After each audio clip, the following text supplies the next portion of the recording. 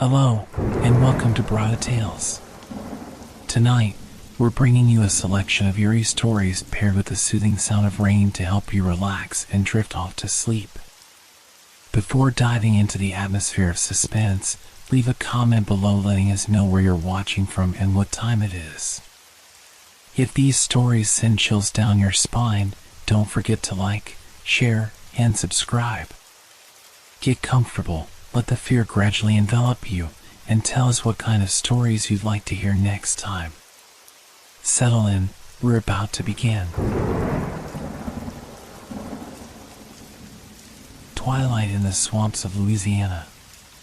The sun was beginning to dip beneath the horizon, casting a golden hue across the vast expanse of the swamp. The air was thick with humidity, heavy with the scent of damp earth and stagnant water. It was the kind of evening that should have felt peaceful, but for some reason, it didn't. I couldn't shake the feeling that something was off. I can't believe we're finally here.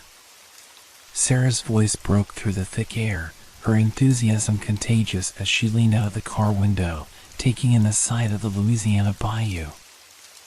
I glanced at her and then at the others in the car, my friends from college, who had been planning this trip for months. There was Mike, the easygoing guy always cracking jokes, and Emma, the quiet one who usually kept to herself but could surprise you with sharp observations when she spoke.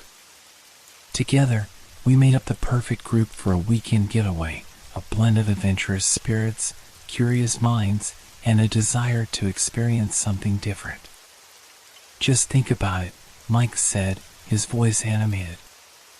A weekend away from the city, surrounded by nature, no Wi-Fi, no distractions. Just us, the swamp, and whatever strange things we'll discover. I forced a smile, trying to match their excitement, but deep down, there was a gnawing feeling I couldn't ignore. Maybe it was the unknown that bothered me. I wasn't used to this kind of isolation. The swamp, with its twisting, murky waters and dense, dark trees, felt like it had a life of its own, one that watched and waited.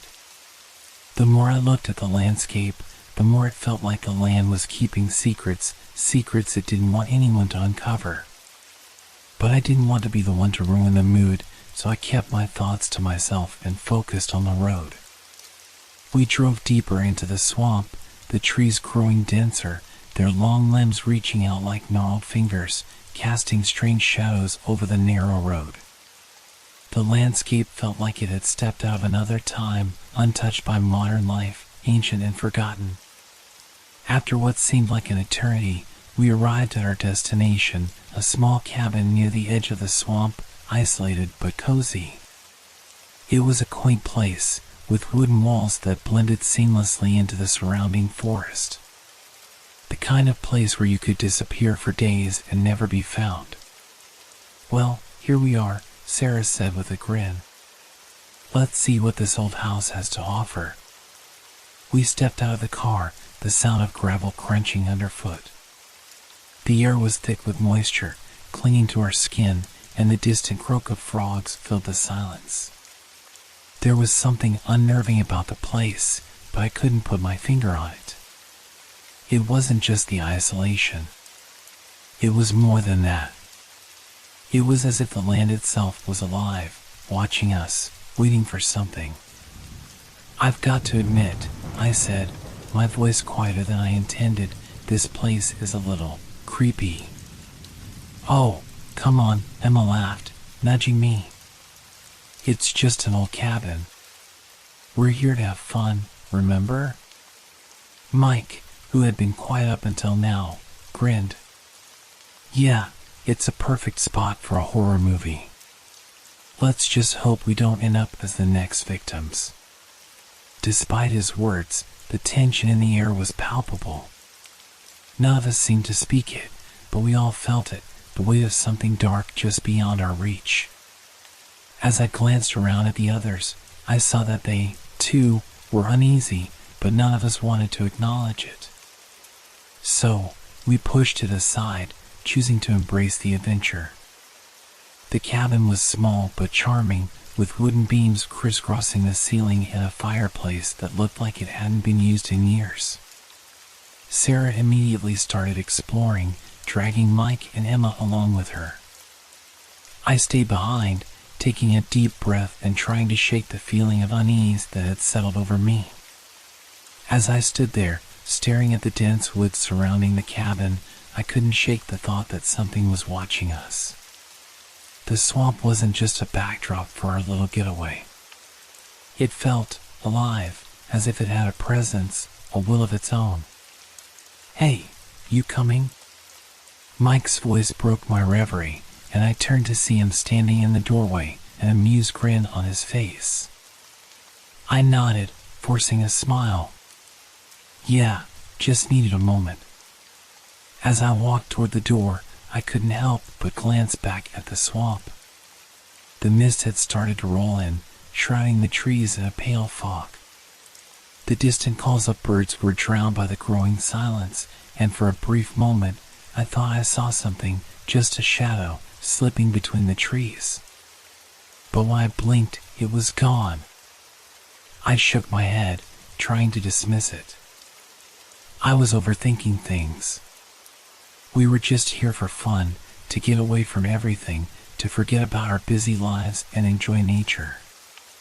But deep down, I couldn't ignore the feeling that something was wrong with this place. As I stepped into the cabin, I pushed the thought aside. We had come to relax, after all. The next few days would be filled with hiking, exploring the swamp, and making memories. Nothing more. But as the door creaked shut behind me, the sense of foreboding didn't go away. It lingered in the back of my mind, like a whisper I couldn't quite hear. And I couldn't help but wonder what exactly was waiting for us in the depths of the swamp. The next morning, after a restless night spent in the creaky, old cabin, we decided to venture out into the swamp. The fog was still thick, clinging to the trees like a blanket, but it felt lighter now, as if the land had started to accept our presence. Mike was the first to speak, always eager to get moving. "All right, who's ready to explore?" "Sure, why not?" Sarah's voice was full of enthusiasm, as always. She grabbed her camera, already planning the photos she'd take. "Maybe we'll find some cool wildlife." Emma nodded, her quiet demeanor betraying no fear. "I heard there's an old house nearby," she said. "People say it's been abandoned for decades. We could check it out." I hesitated. Something about the idea of exploring a decaying house in the middle of nowhere set me on edge. The swamp already felt off. There was an unnatural stillness to it that I couldn't ignore. The sounds of birds and frogs had faded, replaced by a deeper silence, like the entire place was holding its breath. But Sarah was already grabbing her backpack, and Mike was cracking jokes about ghost stories, so I pushed my discomfort aside. "All right," I said, "let's do it." We began our trek toward the house, following a narrow trail through the thick trees. The damp earth squelched beneath our boots, and the dense vegetation seemed to close in around us with every step. The air was thick with moisture, and the humidity wrapped around us like a second skin. Each breath felt heavier than the last. The house appeared out of the mist like something from a nightmare, its silhouette dark and twisted against the backdrop of the gray sky. The structure was ancient, made of wood that had long since faded to a dull, sickly brown. The roof was sagging, some of the windows were shattered, and vines crept up the walls like serpents. It had the feel of something abandoned not just by people, but by time itself. "Isn't it creepy?" Sarah whispered, stepping forward cautiously. "Who would live here?" Mike chuckled, though there was an uneasy edge to his voice. "I'm guessing not many people." He gave a dramatic look around. "I mean, this place looks like it could be in a horror movie." I laughed nervously, but I couldn't deny that the house made me feel small, like a trespasser in a place that wasn't meant for humans. The longer I stared at it, the more I felt an odd pull toward it, like the house was calling me, beckoning me to come closer. "Let's go inside," Sarah said, already walking toward the front door. Her voice was filled with curiosity, but there was a certain excitement to it too, as if she were looking for an adventure, an answer to the questions that seemed to hang in the air. "Are you sure about this?" I asked, the unease in my chest growing stronger. "It doesn't look—" "Come on, don't be such a baby," Mike interrupted, laughing as he followed Sarah to the door. "What's the worst that can happen?" I swallowed hard, my throat dry. Despite my reservations, I found myself following them up the steps. The wooden boards creaked under our weight, groaning like a living thing as though warning us to turn back. We stood in front of the house for a moment, just staring. The door was half open, the hinges rusted and nearly falling off. A cold draft wafted out, carrying with it the smell of mold, rot, and something else, something metallic, like blood. It made my stomach turn. "Guess we're already here," Emma said softly, her voice a little more serious now. "Might as well take a look." We stepped over the threshold, and as soon as we did, the temperature seemed to drop. It was subtle at first, just a slight chill in the air, but it made the hairs on the back of my neck stand up. Inside, the house was even more decayed than it appeared from the outside. The walls were lined with peeling wallpaper, the remnants of what had once been bright patterns now fading into grim shades of yellow and brown.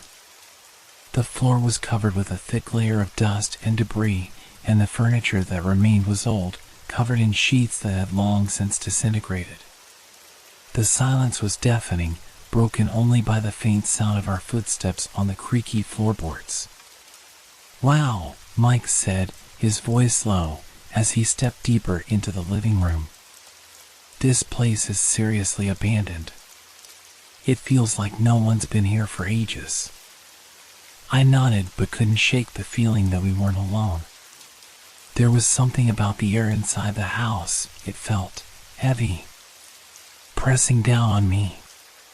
"Maybe we should check out the upstairs," Sarah suggested, her voice full of excitement as she made her way toward a dark staircase that creaked under her weight. "I don't know," I said, my voice betraying my growing discomfort. "This place gives me the creeps. Maybe we should go back." But no one was listening. They were too caught up in the exploration. As I hesitated in the doorway, a sound caught my attention, faint but distinct. A rustle, like footsteps on dry leaves, coming from somewhere in the back of the house. I froze, my heart hammering in my chest. The others hadn't heard it. I glanced toward the dark hallway leading to the back of the house, but I saw nothing. "Did you hear that?" I asked, my voice shaking slightly. "Hear what?" Mike asked, his voice light and dismissive. "It's just the house settling. You're being paranoid." I didn't argue. It was probably just my imagination, I told myself. But even as I reassured myself, I couldn't shake the feeling that we weren't the only ones here. As I walked deeper into the house, I noticed the temperature seemed to drop even further. My breath came out in small clouds, and the air grew dense, as though it were thickening, suffocating.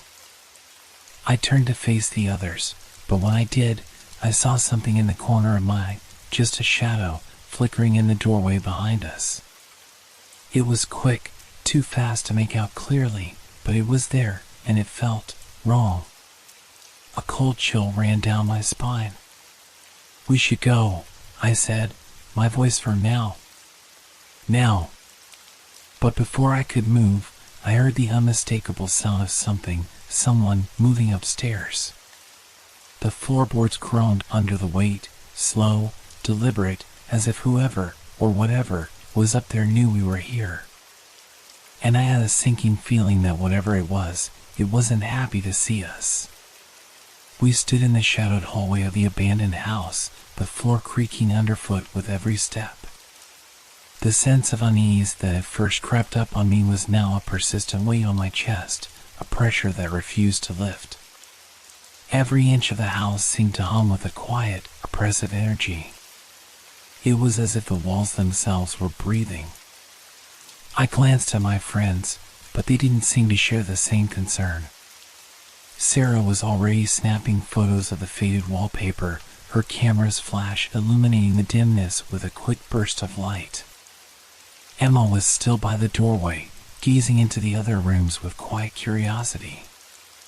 Mike was laughing, his voice echoing through the house, sounding almost too loud for the oppressive silence that surrounded us. "This place is straight out of a horror movie," Mike said, his voice tinged with excitement. He walked toward the living room, ignoring the dust and debris that littered the floor. "I can already picture it, us, trapped in here, chased by whatever creepy thing used to live here." I couldn't laugh. I couldn't even bring myself to joke along with him. The silence, the stillness, it was getting to me. Every sound we made seemed to be swallowed by the house, absorbed into the creaking wood and decaying walls. But then it happened again. A noise. Soft at first, almost imperceptible, like a whisper or rustle. A small, quick sound that didn't belong in the house. My heart skipped a beat, and I turned toward the sound, but there was nothing there. "Did you hear that?" I asked, my voice quiet but urgent. "Hear what?" Emma replied, her voice distant as she stepped into one of the back rooms. I didn't answer her. I couldn't. The noise had stopped, and I wasn't sure if it was my mind playing tricks or something else entirely. Maybe the house was just settling, like Mike had said earlier. But even as I told myself that, I knew something wasn't right. The air here was thick, the kind of thickness that made your skin crawl, as if the house itself was alive and aware of our presence. I forced myself to take another step forward, and as I did, the temperature seemed to drop, just a little, but enough to make me shiver. I pulled my jacket tighter around me, trying to ignore the strange feeling that crawled up my spine. The house was old, yes, but it felt more like a tomb than a home, a place that had been abandoned for a reason. The floorboard beneath my foot groaned loudly, and I froze. "Okay, that's definitely not just the house settling," Sarah said with a nervous laugh, looking around. "That sounded like someone's walking." I shot her a quick look, trying to keep my voice steady. "Maybe it's just a raccoon or something, trapped in the walls." "Raccoons don't make footsteps like that," Mike said, a frown replacing his earlier amusement. He glanced around the room with a more serious expression. "Okay, let's admit it, this place is weird. But it's also kind of cool, right?" I didn't know if I agreed. I didn't feel the same thrill he did. To me, the house felt like a place that had long ago lost its warmth and safety. It was hollow, like a shell, empty and waiting for something to return. The wind outside began to pick up, rattling the windows, and the house groaned again, this time louder, like a deep, sighing breath. I jumped, but no one else seemed to notice. They were too distracted by the peeling wallpaper, the rotting furniture, and the odd charm of the place. We moved further into the house, each room darker than the last. In the living room, the furniture was old and covered in a thick layer of dust. The wooden floors were warped, buckling under the weight of time. I stepped over a broken chair, its frame twisted unnaturally, and was about to say something when I noticed something odd, a dark stain on the floor near the fireplace. It was large, irregular, as if something had spilled and never been cleaned. The dark brownish red color was too uniform, too deliberate to be just old water or dirt. The smell, it was faint, but there. Something metallic, like blood, lingered in the air. I stepped closer, my curiosity battling with the unease that was now a tight knot in my stomach. But before I could get any closer, the faint sound of footsteps came again, only this time it was louder. Much louder. I turned sharply, expecting to see one of my friends behind me, but no one was there. The footsteps stopped abruptly, and then, in the eerie silence that followed, I could hear something else. A soft scratching, like nails dragging across wood, coming from the hallway we just passed through. "Okay, I don't like this anymore," Sarah said, her voice tinged with anxiety. She was looking over her shoulder, her camera now lowered. "We should go." But no one moved. Mike stood frozen, his eyes wide, staring into the darkness of the hallway, his face suddenly pale. "Did anyone see that?" he asked, his voice barely above a whisper. I didn't want to ask what he saw, but the way his voice trembled made my stomach drop. "What?" I asked, my own voice tight. "I swear I saw something, just a shadow. It moved in the corner of my eye. But when I looked, it was gone." My breath hitched, and I took a step back. My heart was pounding in my chest now. Whatever it was that moved, whatever had made those footsteps, was it human? No. I didn't think it was. The scratching sound grew louder, more insistent. It was coming closer, too close, and I couldn't take it anymore. "We're leaving," I said, my voice sharp now. "Now." But as I turned to head back toward the door, something stopped me, something I couldn't explain. The air had thickened, and it felt like I was wading through water. The temperature had dropped even further. My breath clouded in front of me, and the house seemed to tighten around us. And then, there it was, a noise that froze me in place. A whisper, soft and guttural, coming from the shadows in the back of the house. It wasn't a language I recognized, just a low murmur that made my skin crawl. The voice was distant but growing louder. I spun around, panic rising in my chest, and I grabbed Sarah's arm. "We need to go. Now." But she wasn't listening. She was looking down the hallway, her eyes wide with something I couldn't name. Then she slowly turned to me, her face pale. I don't think we can leave yet." Her voice was hollow, distant, as if she weren't fully in the room with us anymore. And that's when I knew something was terribly wrong with this place. Something ancient. Something that didn't want us to leave. I couldn't shake the feeling that we were being watched.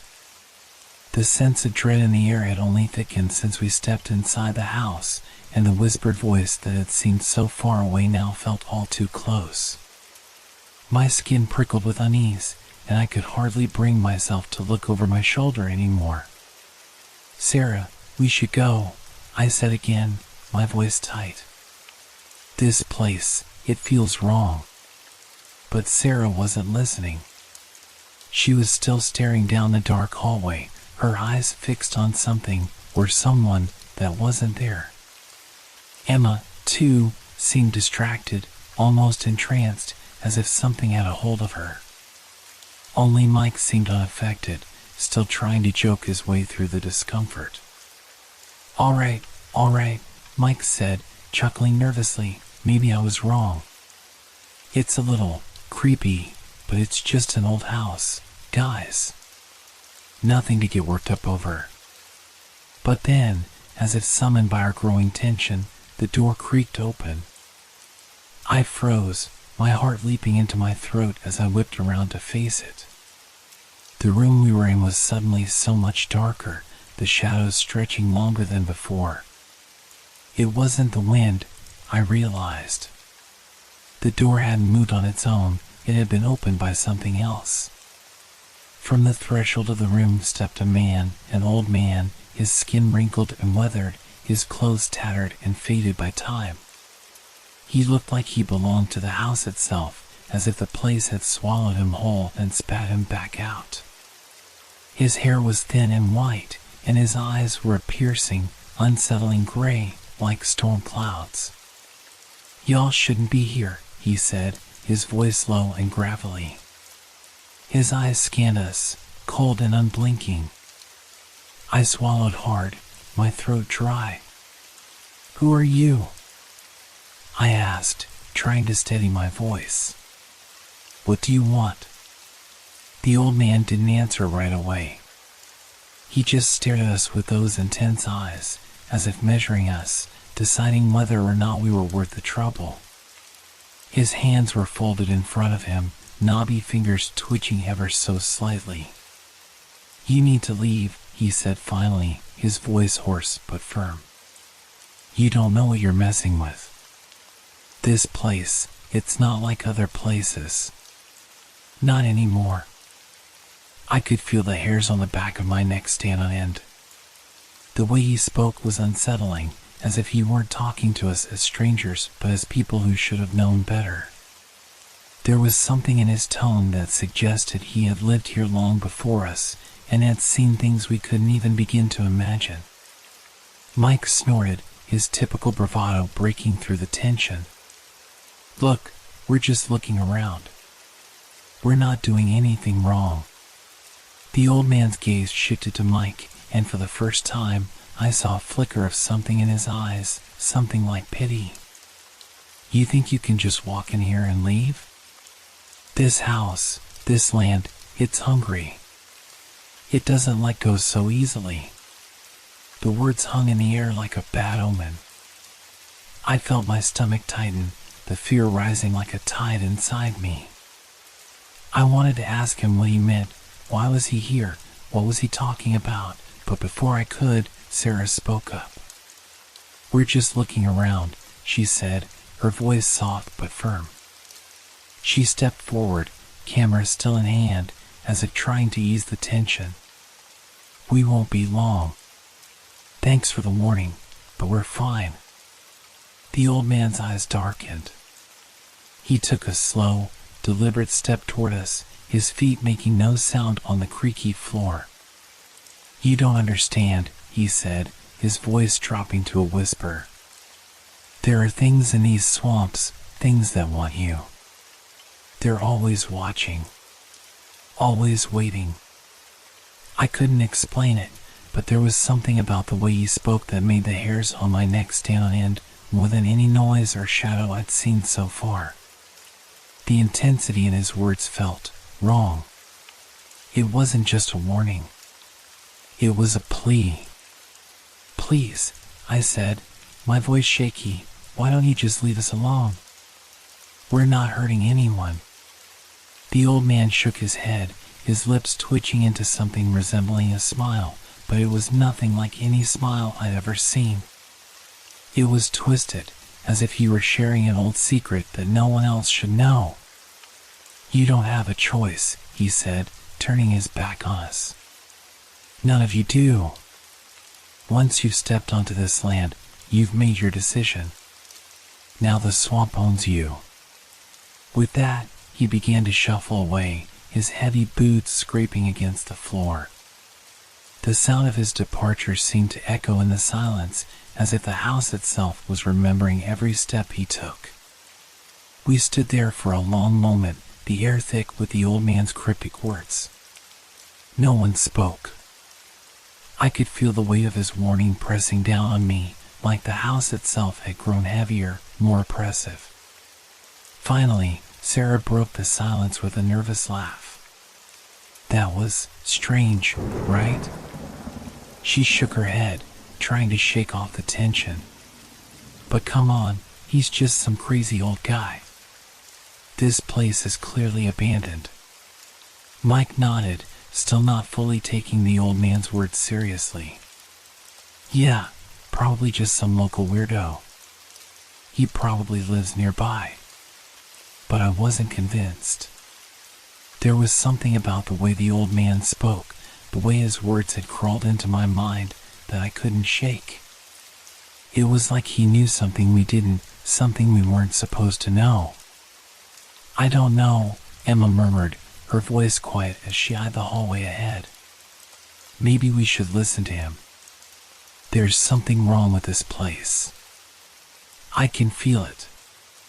For a moment, I thought the others might agree, but Sarah was already moving ahead. "Come on, it's just an old house. We've come this far. Let's finish exploring." With that, we walked past the old man's warning as if it were just another piece of the puzzle. But as we moved deeper into the house, I couldn't shake the feeling that we were making a mistake, that every step we took was one closer to something we wouldn't be able to outrun. And in the back of my mind, I could still hear the old man's words echoing in the stillness of the house. "The swamp owns you." And for the first time, I wondered if we were already too late. The air had grown colder, and the oppressive silence in the house seemed to press down on us even harder now. Every step we took, every creak of the floorboards under our feet, sounded impossibly loud in the suffocating quiet. The house felt as if it were holding its breath, waiting for something or someone to make the next move. I couldn't shake the feeling that we were being followed. It wasn't just the sense of being watched anymore, it was more like the house itself had become a living thing, breathing and shifting with each of our movements. I could feel its weight in my chest, heavy and suffocating. But what unnerved me the most was the stillness. There were no sounds of wind outside anymore, no distant calls of birds or animals. It was as if the entire world had fallen silent, leaving only the sound of our footsteps to fill the void. I glanced at my friends. Sarah was still snapping pictures, her camera flash lighting up the dark corners of the house in quick bursts. Mike was talking, his voice too loud, trying to break the tension, but I could hear the uncertainty in his tone now. Emma was the only one who seemed as uneasy as I was. She had stopped moving, her gaze fixed on something just ahead of us, her expression pale. "Something's wrong," she whispered, barely audible. "I don't like this." I wanted to agree, but I didn't know how to put into words the feeling that had settled deep in my gut. It wasn't just the house. It wasn't just the strange old man. There was something else, something worse that lurked in the corners of my mind. It was then that we heard it. A voice. Soft at first, barely a whisper, but unmistakable. The sound of it was like a thread tugging at the edges of my thoughts, pulling me toward it, despite every instinct screaming at me to turn around and leave. "Come closer." The voice was a low, haunting murmur, not quite human.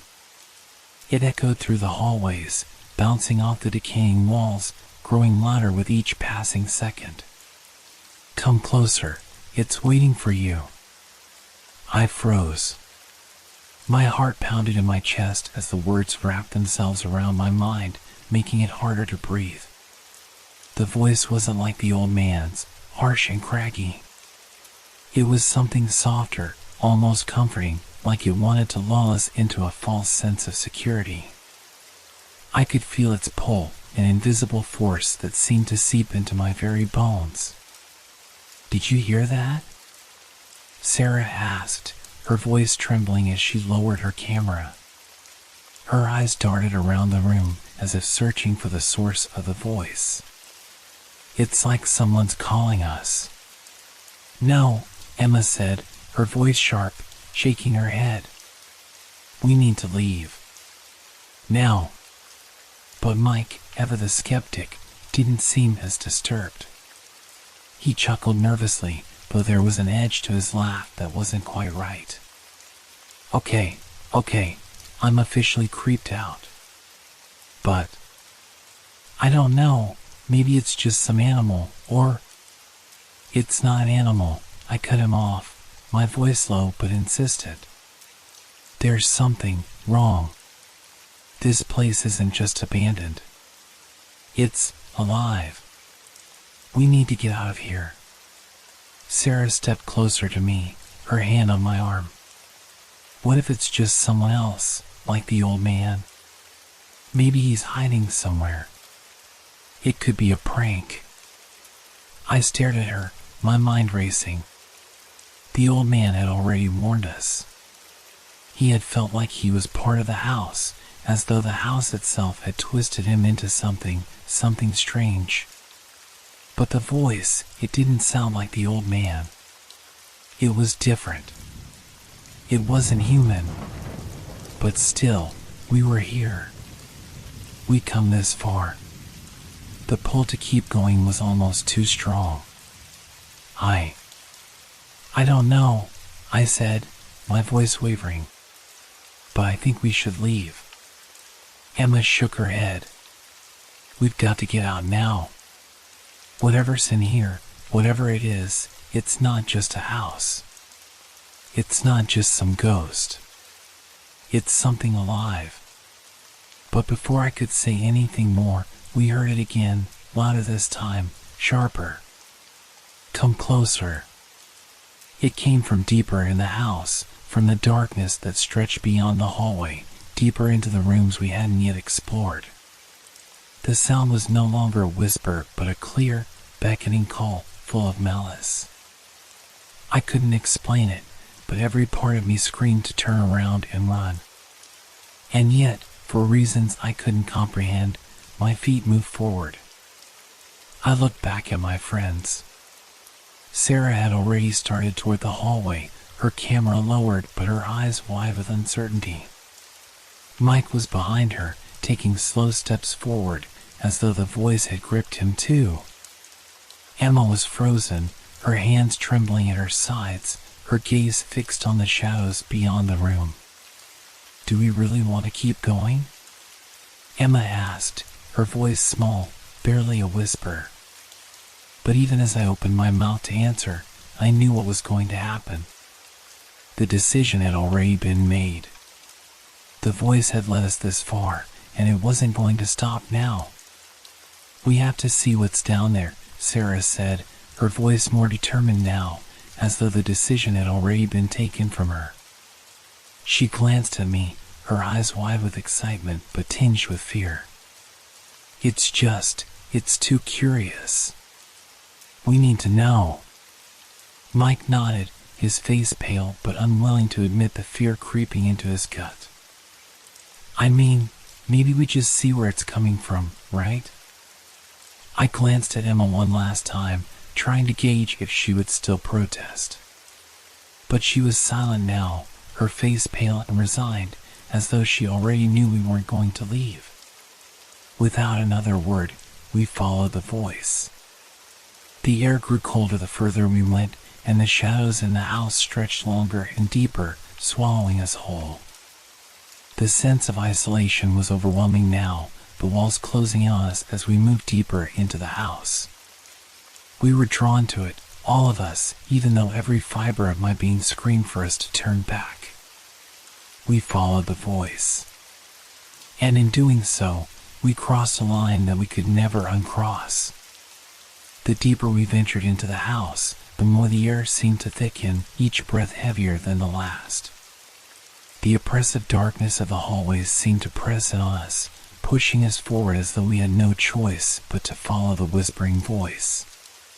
The floors creaked beneath our feet, and I could feel my heartbeat in my chest, each pulse louder than the last. Something was wrong.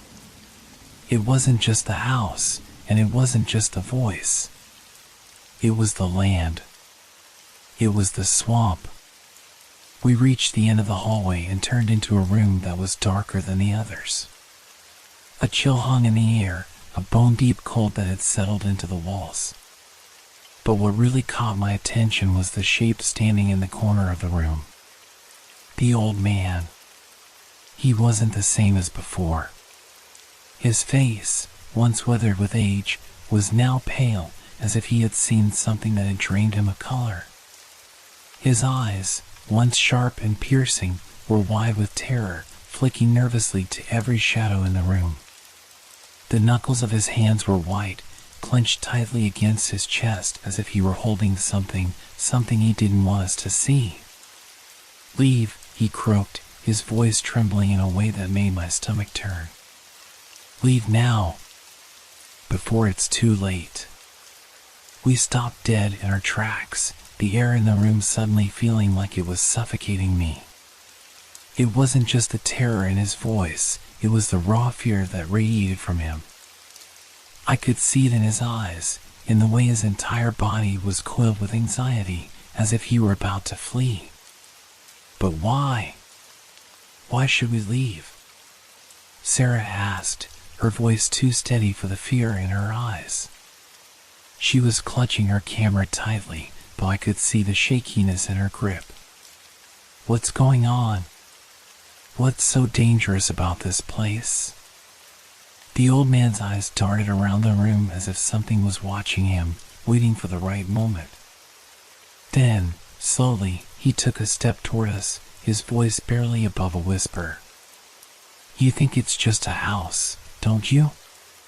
That's what it wants you to think. That's how it gets you." We stood still, unsure how to respond. My breath was caught in my chest, the words hanging in the air like a noose, tightening with every second. "The swamp," he continued, his voice growing weaker. "It's not just a swamp. It's a creature of its own. It watches. It waits. The things in the swamp, they aren't like other things. They are alive in a way that's different. They have a hunger that can't be satisfied." I felt a cold shiver creep down my spine as his words began to sink in. The house, the land, it was all connected. There was no separation between the two. The swamp wasn't just some piece of land, some isolated wilderness. It was part of something far darker. I could feel the weight of it pressing against me, the air heavy with the unseen presence of something watching us, waiting for us to make a mistake. "The creatures," he whispered, his voice shaking now. "They were once human. But they changed. They were drawn to the swamp, like you will be, like I was. They took them, twisted them. Now they live in the water, beneath the surface, hidden in the darkness. You can't see them, not until it's too late." "Who?" Mike's voice was low, barely above a murmur. "What do you mean, they were human? What are you talking about?" The old man took a shaky breath, his fingers twitching at his side. "The ones who came before you. The ones who thought they could leave. They went into the swamp, curious, and they never came back. There are others too, those who tried to warn them. The ones the swamp takes." His words were punctuated with pauses as if he were afraid to speak them aloud, afraid of calling attention to something that was better left undisturbed. I swallowed hard, my throat dry. "What do you mean by takes? What happens to them?" The old man closed his eyes for a brief moment, as though he were trying to block out the memories. When he opened them again, his gaze met mine with a look of pure terror. "Once it takes you, you're never really gone. You might think you're dead. You might think the swamp swallowed you whole. But the swamp has ways of changing things. It keeps pieces of you, parts of your soul, if you will. It feeds on your fear, on your curiosity, and it doesn't let go." The room seemed to tilt, the walls closing in as the weight of his words pressed down on me. My heart raced. My thoughts became jumbled. I didn't know what to believe anymore. "But why?" Emma asked, her voice barely a whisper, as though she were afraid to speak too loud. "Why are you here? Why didn't you leave? Why are you warning us now?" The old man's face twisted into something between a grimace and a smile, empty, hollow, full of regret. "I tried to leave," he said. "I tried. But it won't let you. Not really. It's never really over. The swamp knows when you're here. And once it does, it doesn't matter where you go. It follows you." We were silent for a long moment. The air seemed to grow thicker around us, suffocating in its intensity. I wanted to speak, to argue, to tell him he was just a crazy old man spouting nonsense. But the fear in his eyes was enough to silence me. "Leave now," he whispered, his voice raw with desperation. "Before it's too late. Before it takes you too." I looked at Sarah, at Mike, and Emma. There was a hesitation in all of them, a moment of doubt that mirrored what I was feeling. Should we listen? Should we leave? Or had we already crossed a point of no return?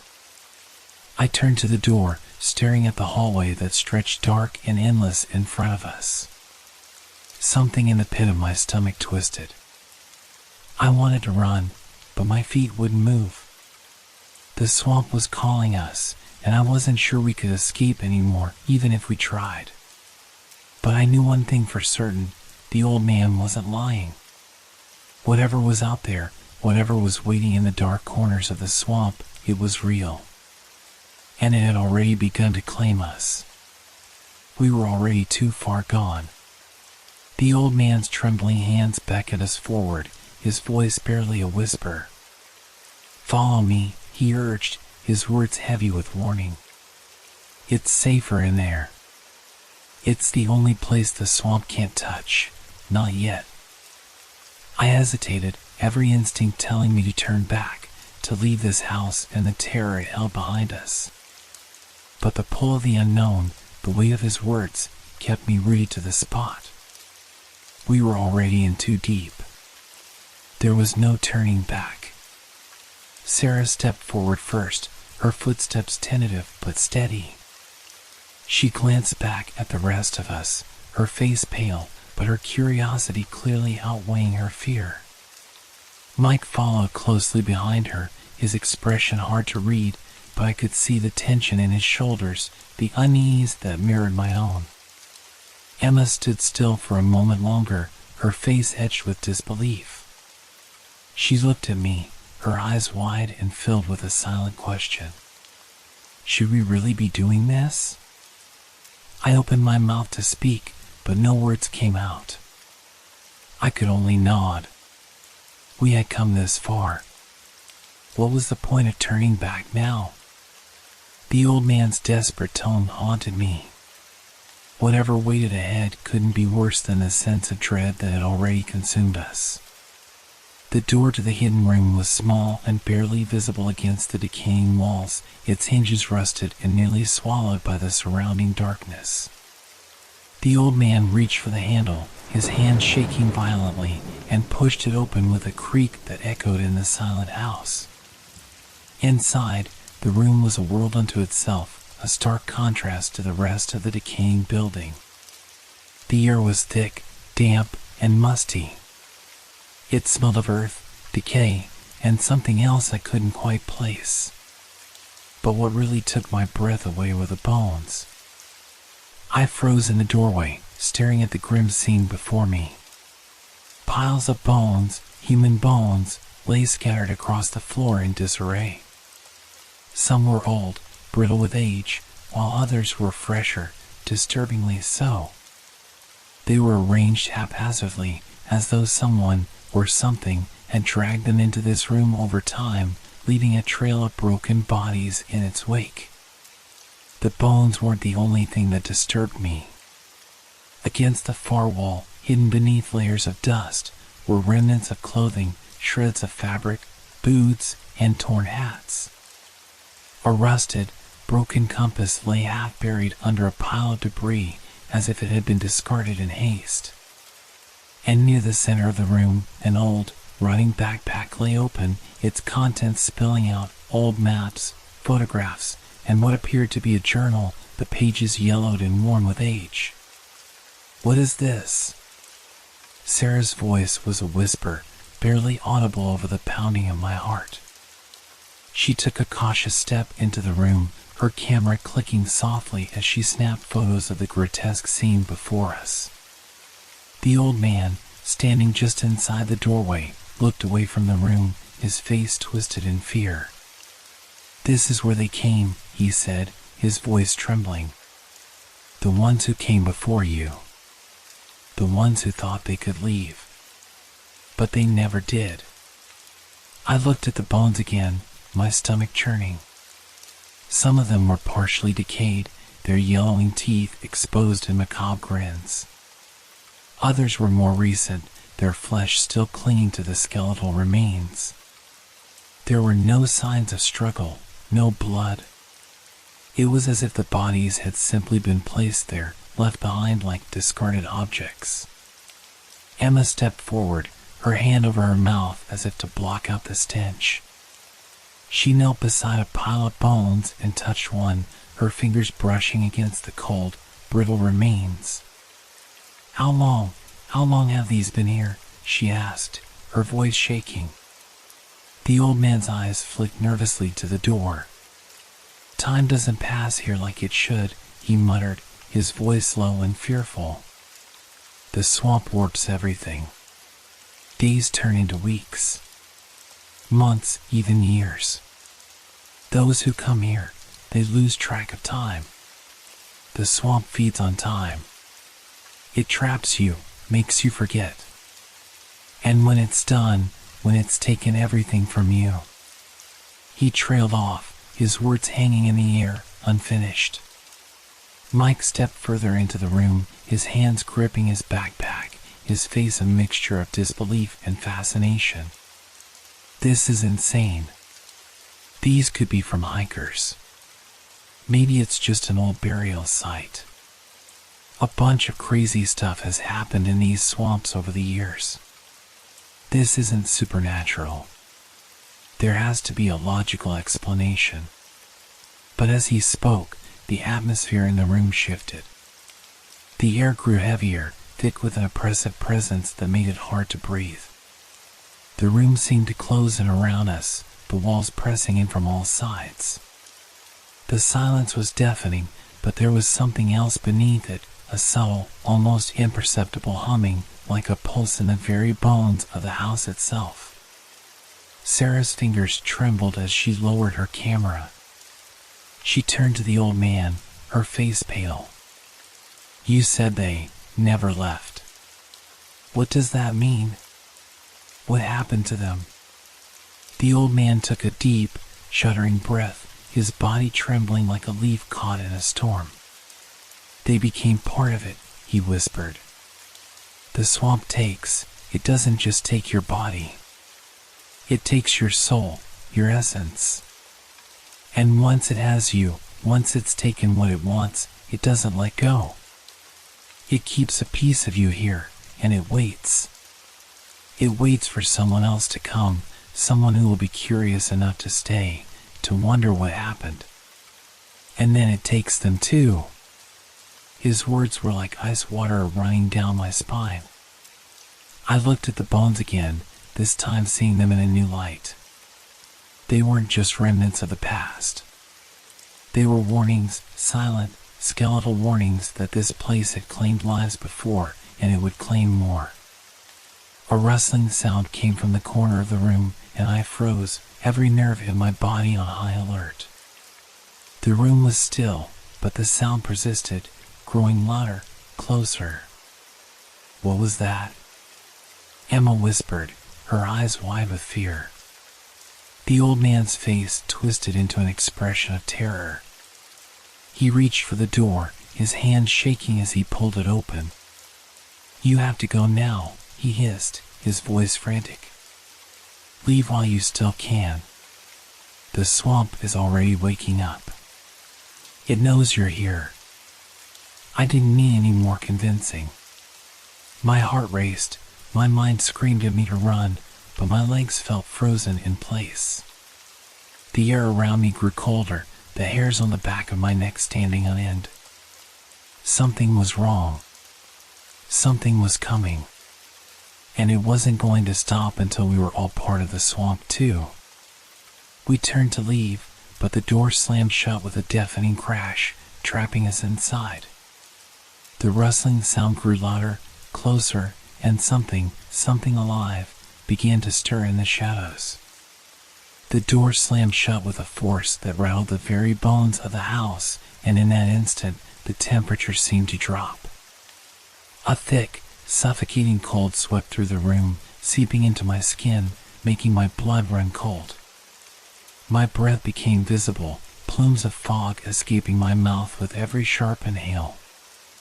We stood frozen, each of us staring wide-eyed at the now-locked door, the room suddenly too small, too oppressive. The old man, who had once been our reluctant guide, was gone.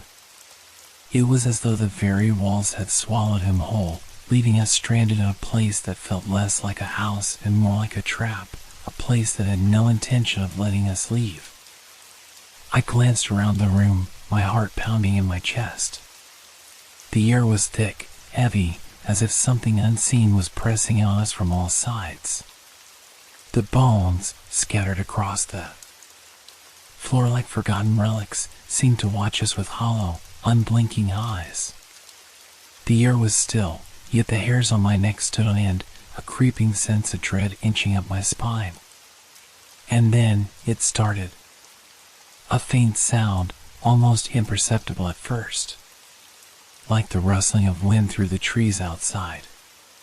But there was no wind, no breeze.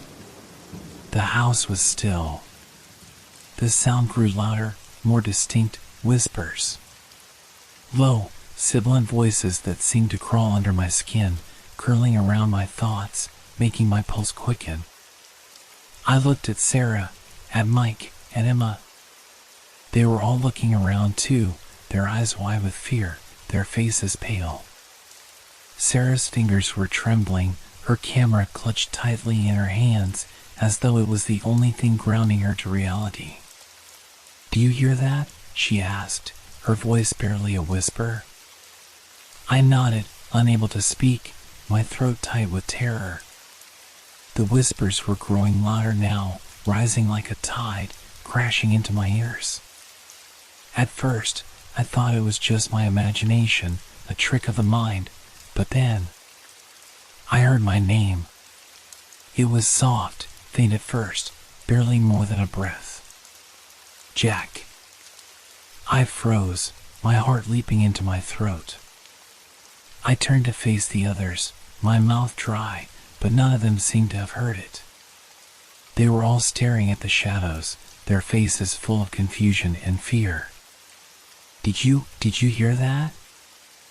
I whispered, my voice trembling. They nodded, but the look on their faces told me they hadn't heard the same thing. The whispers had no real source, no discernible shape. They didn't come from a single direction, they seemed to rise from the very air around us, curling in and out of the silence. "Jack, come closer. We're waiting for you." I felt the words settle into my bones, each syllable more chilling than the last. It was as though the very walls of the house were speaking, their voices layered in the darkness, calling to me. "It's just the wind," I muttered to myself, but my voice didn't sound convincing, not even to my own ears. "It's just the house, settling." But I could feel the weight of the air around me, thickening with every passing second. The whispers continued, calling my name, my full name, like it knew me, like it had been waiting for me. A strange sense of familiarity washed over me, as though I had heard these voices before, or worse, as though they knew me better than I knew myself. I took a step back, my feet stumbling on the bones scattered on the floor. My eyes darted around the room, searching for the source of the sound. There was nothing. No movement. No figure. Just shadows, stretching unnaturally along the walls, as though the darkness itself was alive. Jack. It was louder now, more insistent. The voice, my voice, but not my own. It had a hollow, distorted edge to it, as if it were coming from deep within the earth, echoing up from a place I couldn't understand. I reached out, my hand trembling as I tried to grab hold of something, anything, to steady myself. But there was nothing. The room seemed to be shifting, the walls warping, closing in around me. I felt the air growing heavier, suffocating. I turned to look at Sarah again, desperate for a connection to reality. Sarah, what's happening? Do you hear it? She stared at me, her face pale and drawn. Her lips were trembling, but no sound came out. She looked terrified, as though her own thoughts were turning against her. Mike and Emma were both shaking their heads, their eyes darting around as though the room was closing in on them too. Then it happened. Another whisper. This time, it was louder, clearer. It didn't just say my name. Jack. We've been waiting for you, you never left. The coldness in the words hit me like a physical blow. The air around me seemed to freeze, and a sharp, biting chill ran through my veins. The whispers weren't just calling my name, they were calling to us all. The voices were rising, layered, overlapping, creating a chorus of eerie, hollow calls that made my skin crawl. And each of us was hearing our own name now, each of us being drawn into this dark, suffocating web of sound. Get out of here! Sarah shouted, suddenly snapping out of her daze, her voice desperate. But there was no way out. The door was locked. The room was too small, too stifling. Emma reached for the door handle, her hand trembling. It's locked. It's locked, she cried, her voice rising in panic. The whispers continued, louder now, drowning out everything else. The words became frantic, desperate, a cacophony of voices that seemed to stretch and twist in impossible ways.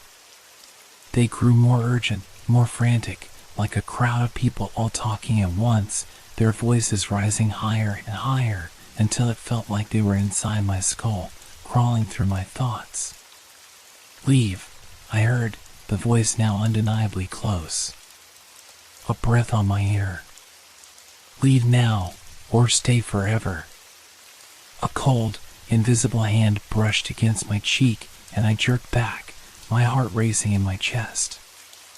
The room was no longer just a room. It had become something else, something alive. It was closing in, and the whispers were everywhere, too many to ignore, too overwhelming to escape. And in the midst of the madness, I felt it, something terrible, something ancient, was reaching out for me, grabbing hold of me. And it wasn't just me. It was all of us. We weren't alone anymore. And we might never leave this place. The air in the room grew thicker, pressing in on us, suffocating every thought, every breath. The whispers, my name, Sarah, Mike, Emma, became a chorus of voices that seemed to overlap, a tangled mess of sounds clawing their way into my mind. Each whisper echoed from all directions, but no one else was there. I could feel my grip on reality slipping, but I fought it, telling myself it was just a trick of the mind. Okay, I muttered, trying to steady my racing heart. We're freaking out. It's just the house. The old man. He scared us. That's all. This isn't real. Sarah nodded rapidly, her eyes darting around, scanning the room, but her gaze kept returning to the dark corners, as if she was searching for something that wasn't there. It has to be the house, she said, her voice shaky. This is all just old stuff, old stories. We're probably just feeling paranoid. It's nothing. Mike was pacing now, running his fingers through his hair, trying to pull himself together.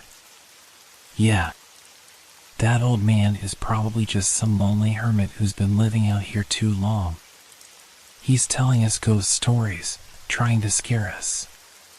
We're not going to let him win. But even as he said it, I could see the doubt creeping into his eyes. He was trying to convince himself, but I knew, we all knew, it was harder to dismiss the fear gnawing our insides, the ever-present weight of the whispers surrounding us. The room felt alive. The shadows seemed to stretch longer, flickering and moving just beyond the edges of our vision, and the floor creaked under the weight of something that wasn't us. It wasn't just the decaying structure. Something was wrong. Something was here. I forced myself to focus, trying to rationalize the situation. "All right, look," I said, glancing at each of them. "It's an old house. These sounds, they could be from the wind or the house settling. Maybe it's just the old pipes making weird noises. We're all on edge, that's all." But as soon as the words left my mouth, the whispers shifted. They were no longer a general buzz in the background. No. They had grown louder, clearer, more distinct, too distinct. "Jack, come closer." I froze. The voice was unmistakably mine, calling out to me. I felt my blood run cold, my knees buckling under the weight of the sound. I turned sharply to the others, my breath shallow. "Did you hear that?" I croaked. Did you hear it?" It said my name. Sarah's face was pale, her eyes wide as she looked around the room. "Okay, this is getting weird," she whispered, backing away from the shadows. "Maybe we need to leave, like now." But before I could respond, the voices grew louder again, closer. The air around us seemed to hum with the force of it, the whispers now so sharp and clear it felt like 1,000 fingers were scraping against my skin. "Jack," the voice called again, right next to my ear, its tone dripping with familiarity. "Come closer. We're waiting for you." I jumped, my heart racing. I don't, this isn't happening." Mike, ever the skeptic, laughed nervously, though it sounded hollow. All right. Enough with the games. This is just the paranoia talking. The wind's playing tricks on us. It's all in our heads." But even as he spoke, his voice faltered. His face was ashen, his eyes flicking back to the door, then to the corners of the room, as though he was no longer sure of what was real. "I don't know, man," he muttered. "This doesn't feel right. I've heard the stories about the swamp, but this feels real." The whispers were building now, an unrelenting tide of voices, all calling us, pulling at the edges of our sanity. They were no longer confined to the walls or the shadows. They were inside the room with us, circling, surrounding, closing in. "Mike's right," Emma whispered, her voice trembling. "This place, it's not just old. It's something else. It's not normal." I could hear her, but I couldn't focus on her words. My mind was too consumed by the voices. They were everywhere now, calling, coaxing, urging us closer to something dark and terrible. The walls seemed to bend and sway, the air thick with pressure, and I could feel my heart pounding in my throat. The temperature had dropped again, the chill biting through my jacket, my skin. The whispers were growing more desperate. "Sarah. Emma. Mike." Each name was said with a sense of urgency, a pull that made my stomach lurch. I could feel the weight of them pressing on my chest, suffocating me, drowning me in their demands. I turned to Sarah, gripping her arm. "We have to go. Now." But as I spoke, the air shifted again. The whispering had stopped. The silence was oppressive, more terrifying than the voices ever were. We all stood there, motionless, not knowing where to turn, feeling the weight of the silence pushing against us. Then, out of the corner of my eye, I saw it. A shadow. A figure. It was moving, just beyond the reach of the dim light, in the far corner of the room. It was indistinct at first, a distortion in the air. But then, as my eyes adjusted, I saw it more clearly, a figure standing, watching, just out of sight. I couldn't tell if it was a person or something else. "Did you see that?" I whispered hoarsely, my voice barely audible over the deafening silence. But no one answered. Everyone had seen it. We could all feel it. And the room began to pulse, the shadows closing in on us, just as the whispers started again, louder now, more insistent than ever. "Leave. Stay forever." And somewhere deep within the heart of the house, I heard a low, hollow laugh, as though something, or someone, was pleased. The silence after the shadow appeared was deafening. My heart hammered in my chest, each beat louder than the last, as though the sound itself was betraying me, giving away my fear. The room seemed to pulse, the walls breathing in rhythm with the terrifying thoughts that spiraled in my mind. I could feel it now. It wasn't just the house. The weight of something unseen, something that had been lurking here far longer than we had, pressed down on me with a force that made every movement feel like it was happening in slow motion. The temperature had plummeted, and the air was thick, heavy with the sense of impending doom. It was as though the very swamp outside was alive, its presence seeping into the house, wrapping around us like a suffocating shroud. "This place," Sarah whispered, her voice trembling as she stepped back from the corner where the shadow had lingered. "It's not just the house. It's the whole swamp. It's alive." I didn't want to believe it. I couldn't. The logical part of my brain screamed that this was all a trick, that the fear and tension had twisted our perceptions. But the more I tried to rationalize it, the more I felt something wrong. Something watching us from the depths of the swamp, something that was no longer content to remain hidden. Mike was still staring at the corner where the shadow had been, his face pale. "We need to get out of here," he said, his voice low and strained. But as he spoke, a new realization dawned on him and on all of us. We weren't alone in this house. And it wasn't just the house that was trapped here. The swamp, that endless expanse of dark water and twisted trees outside, was as much a part of this nightmare as the house itself. The whispers had stopped, but the presence, the feeling of eyes on us, was only growing stronger. It was as if the swamp had taken a breath, and it was waiting for us to make the wrong move. Every creak of the floorboards, every flicker of light, seemed to carry a warning. We were being watched. And we had been watched for a long time.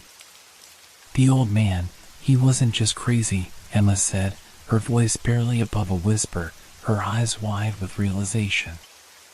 He wasn't telling us stories. He was warning us. He's been here too long. I glanced at her, my stomach twisting with the thought. The old man hadn't been rambling. He had been terrified, but not because of his own mind. He had been scared because he knew what this place could do. What the swamp could do. It wasn't just the land, it was the very air, the very space we occupied. It was hungry, waiting for us to make our move. I couldn't breathe. I felt the walls pressing in on me, the floor beneath my feet seeming to shift, as if the house itself were alive, its foundations bending and groaning under an unseen weight. The air smelled different now, damp, thick with decay. The room around me seemed to blur as I fought to keep my bearings. My mind raced to find a rational explanation, but all I could feel was the overwhelming certainty that something was reaching for us from the outside. Something ancient, something that had lived in the swamp long before we arrived, and would continue to live long after we were gone. I could feel it. The swamp wasn't just outside.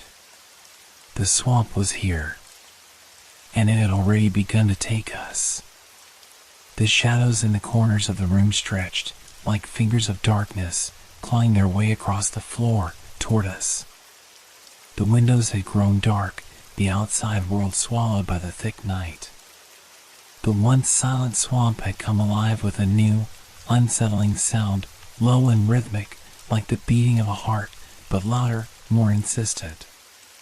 The water outside was no longer still. It rippled as though something beneath the surface was moving, shifting, circling. "We have to get out now," Mike shouted, but the words sounded hollow in the thickening air. His voice cracked with panic, but it only seemed to deepen the tension. The door was still locked, and even if it weren't, we all knew getting out wouldn't save us. The swamp was already inside. I turned to look at the others, but their eyes were wild, their faces drawn tight with fear. Emma was clutching her camera like a lifeline, her knuckles white. Sarah had her arms wrapped around herself, trembling uncontrollably. "We can't escape," I said softly, the words tasting bitter in my mouth. "We can't leave. The swamp, it's already watching us." The realization hit us all at once. The air had changed. It wasn't the damp smell of decay or the chill of the night air. It was something worse, something ancient that had lived for centuries in the murky waters of the swamp, something that didn't need to move to hunt us. It had already claimed us. We had walked into its territory, and it was patient, waiting for us to make our final mistake. And then, from outside the house, I heard it. A faint sound at first, a distant, mournful wail. It rose slowly, becoming louder, more distinct, until it filled the air like a living thing. The sound of something in pain. A creature, perhaps, or a human, lost and helpless in the depths of the swamp. The wail grew louder, until it became a scream of pure terror. The door rattled again, as though something was trying to force its way in. But the sound didn't stop. It was coming from everywhere now. The swamp itself was screaming. "Get out of here!" Emma cried, her voice rising to a hysterical pitch. But there was no escape. I could feel it now. The presence outside was pressing on us, pulling our very souls. The swamp wasn't just a place. It was alive, it was watching, listening, waiting. And now, it was calling us to join it. We were already lost. Panic gripped us like a vice, tightening with every breath, every heartbeat. The house had stopped being a mere structure.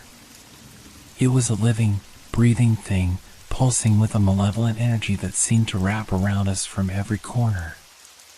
The walls no longer felt like walls. They were closing in, inch by inch, suffocating us, as though the house itself were trying to swallow us whole. "We have to get out. Now!"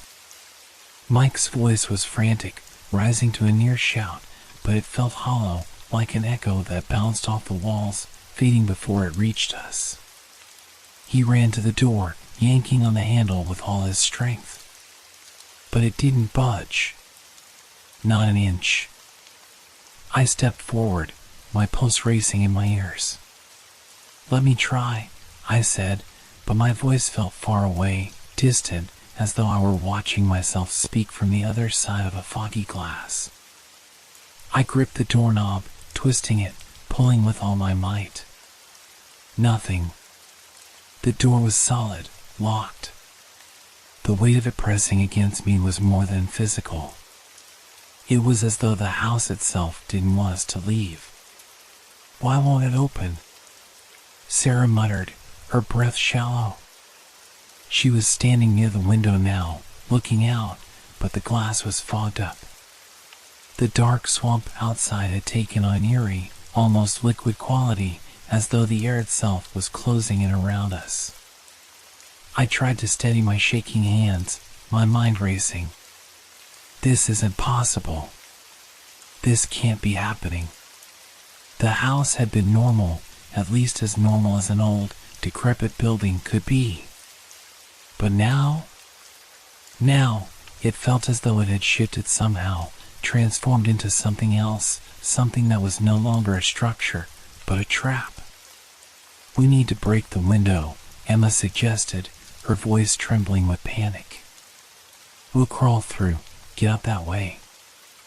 I turned to look at her, but even as I considered the idea, I felt something in my chest tighten. The window was just as sealed as the door. The air outside was thick, pressing against the glass like the weight of the swamp itself had attached to it. "No," Mike said, shaking his head. "It's not just the door. Something's wrong with the whole house. It's like it's alive." I glanced at him, feeling the truth of his words sink in with a chilling weight. The house wasn't just a place, it was an entity. And it didn't want us to leave. I backed away from the door, turning in a slow circle to take in the room. The walls seemed to be warping, bending inward, closing in on us. The floorboards creaked, but it wasn't the usual creak of old wood settling. It sounded like something else, a soft groan, a shift. The house was moving. "Is anyone else feeling that?" Sarah's voice was barely above a whisper, her wide eyes flicking to the walls as though she expected them to collapse at any moment. "The house, it's moving. I feel like the walls are breathing." Her words sent a wave of cold terror through me. I turned my gaze back to the door. The way it stood there, locked, felt like a mocking gesture from the house itself. I reached for the knob again, my fingers numb from the cold seeping into my bones. The door didn't budge. And then I heard it. A soft scrape, like nails dragging across stone.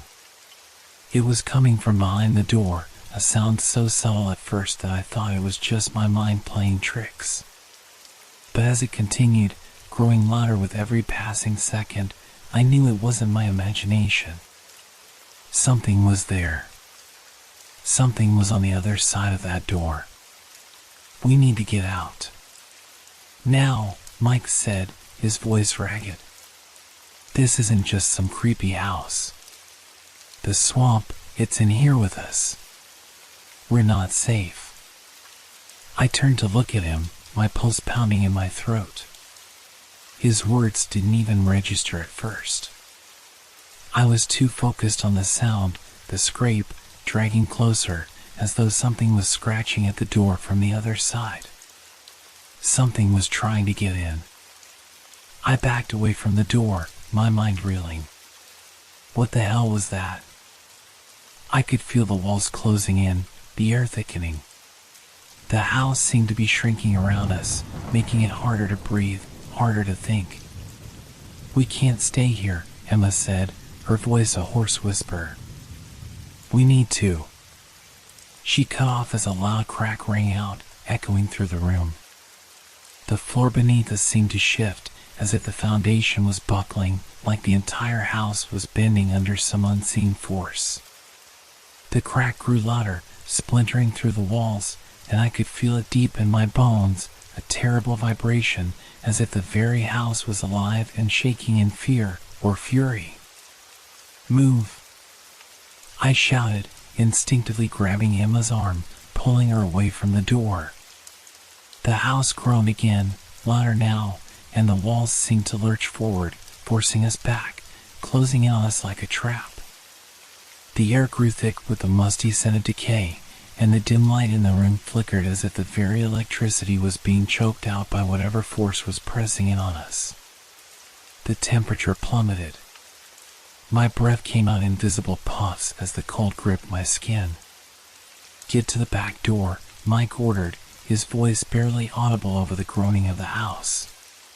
He was already moving toward the hallway, but every step he took seemed to make the floor shift beneath him. The house was responding, pushing back, making it impossible to escape. I turned to Sarah, my mind racing. "Stay close," I said, my voice tight. "We're going to find another way out. Stay with me." But before I could take another step, there was another sound, this time more distinct. A thump, followed by a low, deep creak. Something was moving within the walls, something large, something heavy. And it wasn't just the house. The swamp was coming for us. The walls shuddered again, and I heard it, just at the edge of my hearing, a low growl. Not from outside, but from within the house. A sound that sent a chill racing down my spine. The house wasn't just trapping us. It was alive, and it was angry. The swamp had seeped into it, claiming it as its own, and now it was taking us with it. "We have to leave," Sarah whispered, her voice trembling. She was clinging to me now, and I could feel her fingers digging into my arm, desperate for something solid to hold on to. But the walls were closing in faster now, the air growing thick and suffocating. And the thing outside, the thing in the swamp, was coming. It was here. And we weren't getting out. I heard the creak of the doorframe again, louder this time, and then the faintest whisper, as though something was speaking directly into my ear. "Stay." The fog crept in slowly at first, almost imperceptibly. It began as a light mist, a soft haze that curled around the windows, as if the swamp outside were exhaling into the house. At first, it seemed like a mere trick of the night, nothing to worry about. But then, it thickened. The air grew heavier, the mist swirling in and out of the room, clinging to the walls like the very breath of the swamp. "What's happening?" Sarah's voice cracked, her eyes wide as she stared at the fog, which now filled the room, drifting around our feet like an unseen current. I couldn't answer her. I was too busy gasping for breath, feeling the air turn colder, heavier with every passing moment. The fog wasn't just outside, it was inside. It clung to everything, seeping under the door frames, filling the room with a suffocating dampness. I felt as though I were drowning in it, my lungs heavy with the smell of earth, of rotting wood, of something ancient and foul. "We need to get out, now." Mike's voice was a low growl, full of panic. He moved toward the door again, tugging on the handle in desperation, but the mist had thickened so much that it was nearly impossible to see. His hand was shaking as he pulled and twisted the knob. Nothing. The door didn't move. It was as if it had fused with the frame, as if the house itself had become a prison, refusing to let us leave. I stumbled back, my eyes darting to the windows. The fog had filled the space between us and the outside world, creeping over the sills like a living thing, blanketing the view. The once familiar, eerie expanse of swamp had vanished. Now, there was nothing but the fog, so dense that I couldn't even see my own hand in front of my face. "What's going on?" Emma whispered, her voice barely audible as she backed away from the window. Her face was pale, a sheen of sweat on her forehead, and her eyes were wide with the same terror that was crawling under my skin. "The swamp, it's not just outside," I said, my voice trembling. It's in here."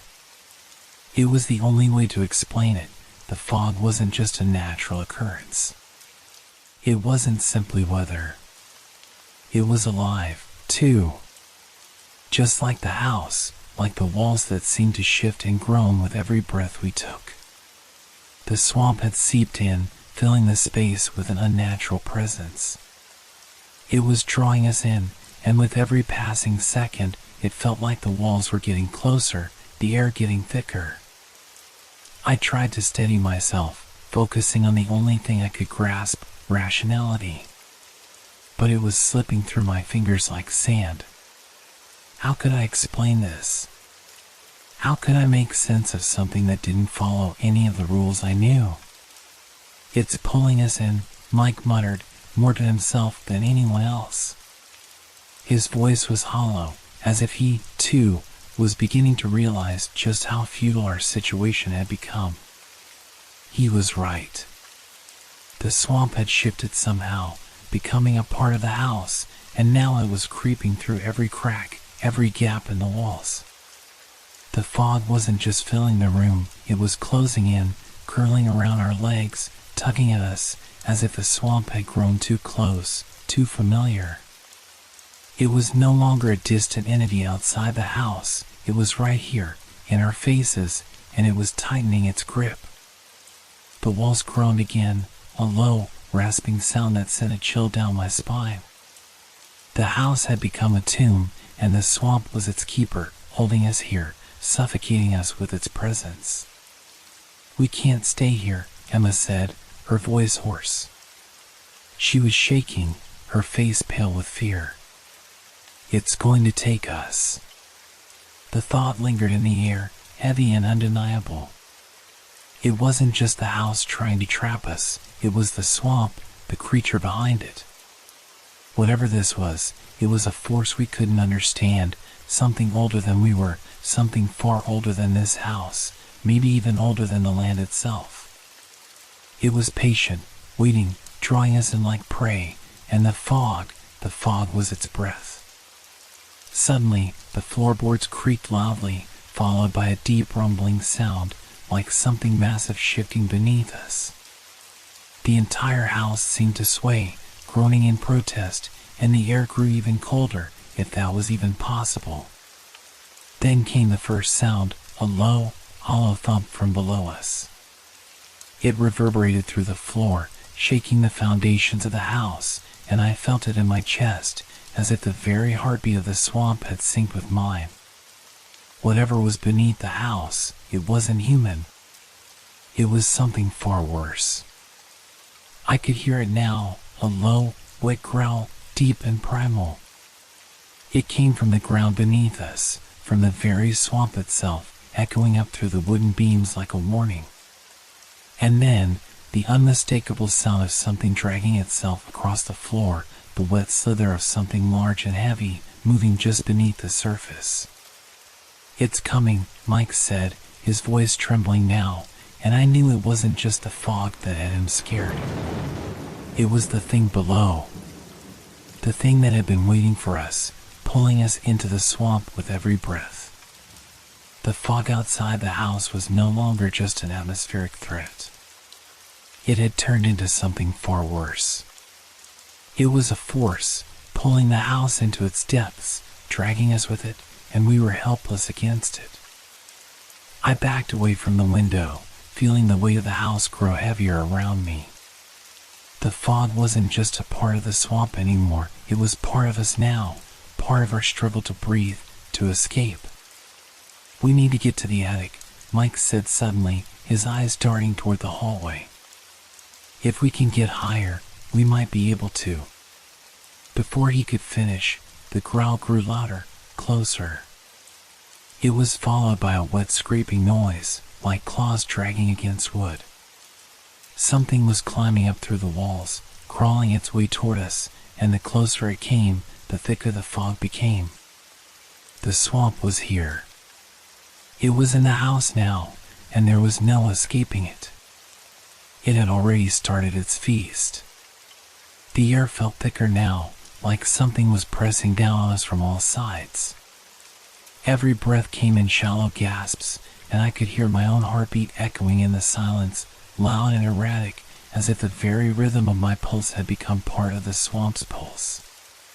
The fog clung to my skin like a damp shroud, making it feel as though I was sinking deeper with every passing second. And then it started. At first, it was just a faint murmur, so soft I wondered if it was just my mind playing tricks on me. A whisper, barely audible, slipping through the thickening fog. But soon it grew louder, closer, like a dozen voices murmuring all at once, as though they were speaking directly into my ears. I turned, trying to find the source of the sound, but the room was hazy, consumed by the fog. I couldn't see anything clearly, but I could feel it. Something was there, moving just beyond my vision. The sound of the voices began to twist, like 1,000 whispers blending together, growing louder, growing frantic. It wasn't just whispers anymore. Now, they were incoherent cries, wails of despair that sent a shiver down my spine. The voices sounded like they were in pain, anguish, and fear, echoes of people long gone. They grew louder and louder, until it felt as if they were coming from inside the walls themselves, the house groaning in sync with the cries. "Do you hear that?" Emma whispered, her voice barely above a breath. Her eyes were wide, darting around the room, searching for the source of the sound. But she couldn't see it either, none of us could. The fog obscured everything. The cries turned into something else, something worse. They morphed into guttural, unearthly noises, snapping and choking sounds, like the very air was being strangled. The walls of the house seemed to shudder with each new cry, vibrating beneath our feet. I can't breathe," Sarah gasped, clutching her chest as though the very air was suffocating her. "It feels like it's choking me." The fog was pressing in, wrapping itself around us tighter, heavier with each passing second. I could feel it now, not just in the air, but in my mind.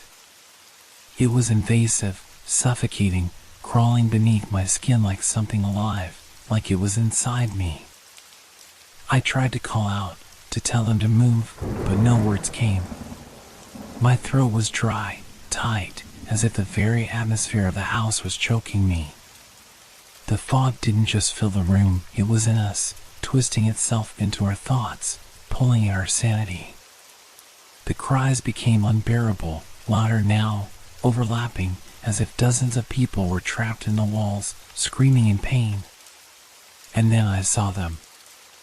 At first, it was just a flicker, a shadow moving in the mist, barely a silhouette.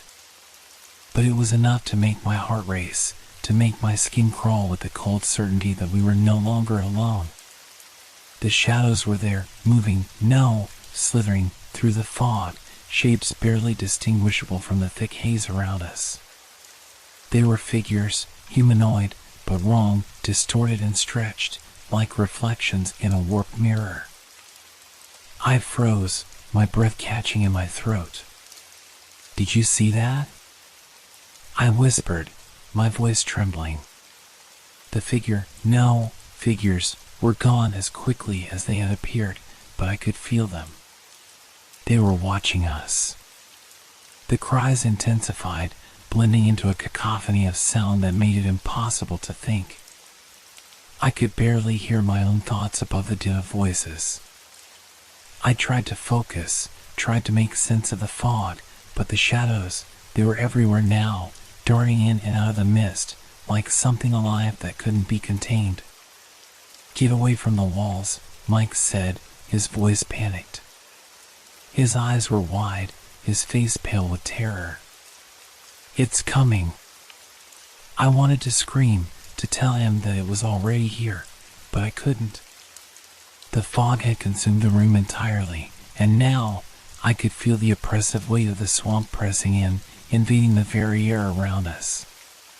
The shadows, the figures, were closer now, circling, drawing nearer, and the temperature had plummeted, freezing my skin, my breath visible in the dense mist.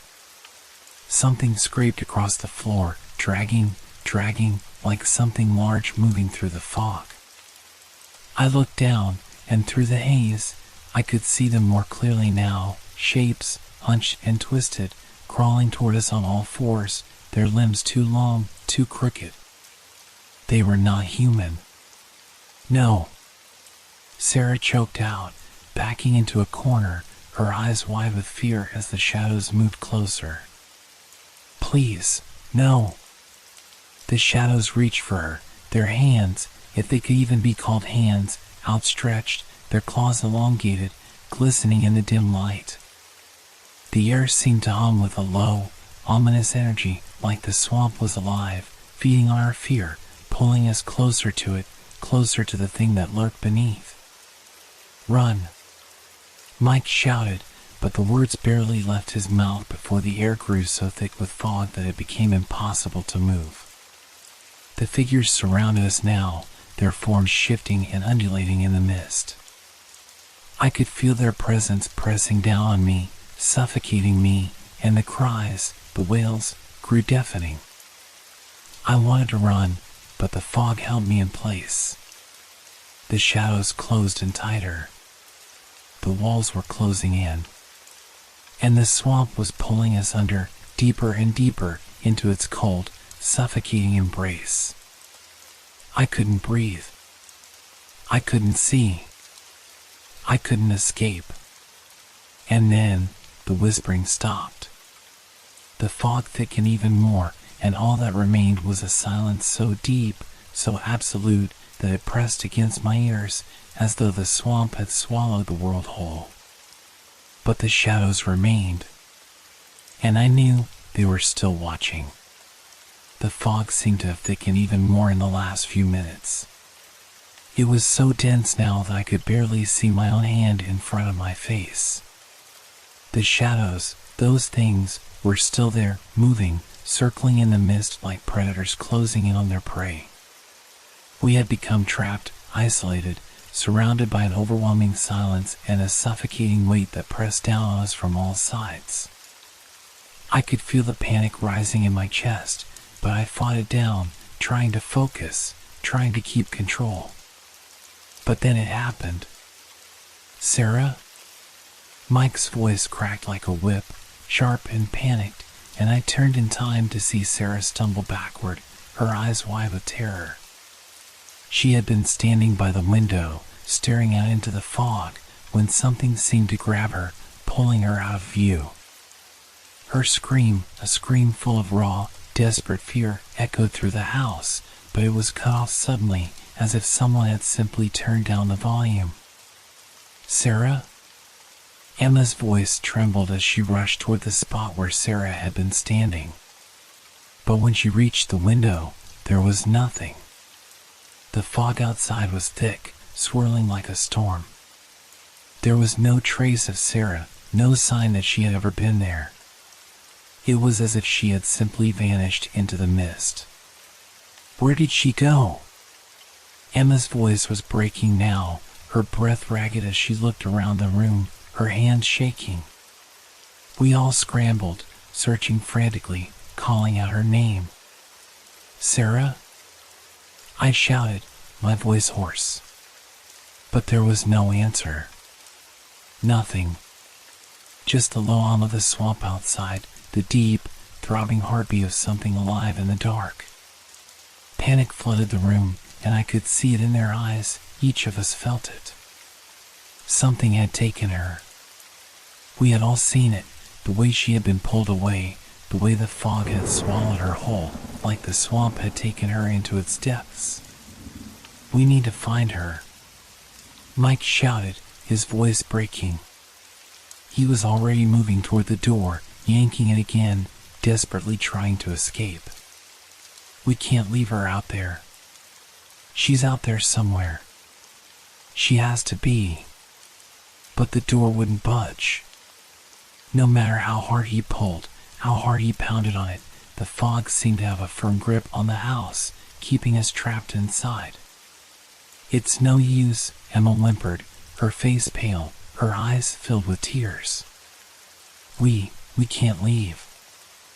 I turned, looking around at the others, feeling my own breath grow short, the panic seizing me. What had happened to Sarah? Where was she? Was she? I didn't want to think it. I didn't want to believe it, but deep down, I knew. The swamp had taken her. The fog had reached out and swallowed her, just as it had done before with the old man's warning. Suddenly, from the corner of the room, came a low, grating sound. The door to the back room creaked open, slowly, with a groan that cut through the tense silence like a knife. I froze, every muscle in my body locking up. And then, through the fog, I saw him. The old man. He stood in the doorway, his figure half hidden in the mist, his eyes dark, his face unreadable. He was silent, his posture stiff, as though he had been standing there for an eternity, waiting for us to realize what had happened. "Where's Sarah?" Mike demanded, his voice hoarse with frustration and fear. "What happened to her?" The old man said nothing at first. His gaze slowly swept over each of us, and then he nodded, just once, his face set in a solemn, unblinking stare. "I told you," he murmured, his voice gravelly, low. "I told you not to stay. The swamp, it has taken her. She won't be the last." I felt the blood drain from my face as the realization hit me like a physical blow. The old man had known. He had expected it. His words had not been a warning, they had been a prophecy, a grim acceptance of something he had seen countless times before. The swamp was alive, and it had chosen us, just as it had chosen Sarah. "No. No." Emma's voice broke as she stumbled toward him, her hand shaking. "Please, tell us how to get out. We can't stay here. She's gone. We have to leave." The old man didn't answer immediately. Instead, he glanced at the fog swirling around us, his gaze distant, as if he were seeing something beyond the walls of the house, something beyond our reach. He seemed to be weighing the decision, as if he knew, as if he had already lived through this moment 100 times over. Finally, he spoke. "There's no leaving," he said softly, his voice barely above a whisper. "The swamp takes. It doesn't let go. Not once it's claimed its prize. Once it chooses, you are its. Forever." I felt a chill crawl up my spine, colder than the fog, colder than the house. The weight of his words hit me with a force that nearly knocked the breath out of me. We were trapped. The swamp had already marked us, chosen us, and there was no escaping it. You knew all along," Mike muttered, his voice trembling with fury and disbelief. "You let us stay here. You let this happen." The old man didn't flinch. His expression was one of resignation, not guilt, not fear, just quiet acceptance. As if he had witnessed this tragedy before and had learned long ago that there was no fighting it, no way to escape. "You should have left when you had the chance," he said simply, his eyes never leaving mine. "But now it's too late. It's always too late." The silence that followed his words was deafening. The room felt colder now, and the fog seemed to press in closer, like a living entity, pulling at us, suffocating us. And then, from somewhere deep within the house, came a soft, distant sound, a low, almost melodic hum. It was the same sound I had heard earlier, the one that made the hairs on the back of my neck stand up, but this time it was different. It wasn't the wind. It wasn't the house settling. It was something else. Something that was calling us, drawing us closer. It was the swamp. And it was waiting. The air was thick with the sound of our panicked breathing as we stood there, staring at the fog-shrouded door. We had to leave. We had to get out of here. But I couldn't shake the feeling that the house itself was watching us, closing in around us like a living thing. The old man's words lingered in my mind, sinking into my skin like a poison. It's too late. Mike's hands were trembling as he yanked at the door, pulling it open with all his strength, as though trying to break free from some invisible force that kept us tethered to the nightmare inside. The door creaked open, but the instant it did, the fog spilled in, thick and suffocating, wrapping around us like a vice. "We have to go, now!" Mike shouted, urgency in his voice. Without thinking, we all bolted for the door, rushing out into the cold, murky swamp that stretched endlessly before us. I could barely see where I was going, the thick mist surrounding me like a blanket. The trees around us twisted and swayed in unnatural ways, their gnarled limbs reaching down like skeletal hands. The sounds of the swamp, its distant croaks and rustles, seemed muffled under the heavy weight of the fog. But there was no escape. We ran, desperately pushing through the underbrush, but no matter how far we went, the landscape shifted in ways that made it impossible to orient ourselves. The trees seemed to twist and move, closing in behind us, like the swamp itself was reshaping, pushing us in one direction, trapping us further into its depths. "What the hell?" Emma cried, her voice trembling with fear as she stumbled over a patch of thick, wet mud. She tried to right herself, but the ground seemed to swallow her up with every step, pulling at her legs as though the earth itself was alive, pulling her down into its grasp. "We're not getting anywhere," I shouted, looking around at the dense fog that seemed to close in tighter with every step we took. There was no end to it, no sign of the road or any path that led out. The swamp was like a maze that moved, that shifted, and swallowed us whole. I tried to rationalize it, to tell myself we were just disoriented, that it was just the fog playing tricks on us. But the longer we ran, the more I began to doubt my own thoughts. The trees, the mist, even the sounds, they weren't right. The swamp didn't just feel alive now, it felt aware of us, like it was watching, waiting. I glanced back at the house, its dark silhouette barely visible through the thick veil of fog. The window was dark, but something about it seemed wrong. The house, too, seemed to shift, its outline changing, moving, as if the building was bending to the will of the swamp. "The swamp is alive," Mike said, his voice a low whisper. I could see the terror in his eyes. It's pulling us in. I can feel it." Emma gasped, her breath coming in sharp, shallow inhales as she looked around, eyes wide in disbelief. "This is impossible. We've been running for hours. There's no way we're still here. Why are we still here? We're going in circles, asterisk." We kept running, but I could feel the terror creeping into my chest now, too. I could feel the weight of the swamp around me, pulling me down, pressing on me. The ground squelched beneath my boots, and every tree seemed to lean toward us, their twisted branches stretching out like fingers trying to grab hold of us. But no matter where we ran, the path ahead of us was always the same. The landscape never changed, it was a shifting nightmare, bending and warping with each step. "We're trapped," I muttered, my throat tight with fear. I could barely get the words out. "We're trapped in here." The fog had become so thick now that I could barely see my own hand in front of my face. I could hear the others, their voices lost in the distance, but the sounds seemed to come from everywhere and nowhere at once. The swamp itself seemed to be closing in, trapping us, smothering us.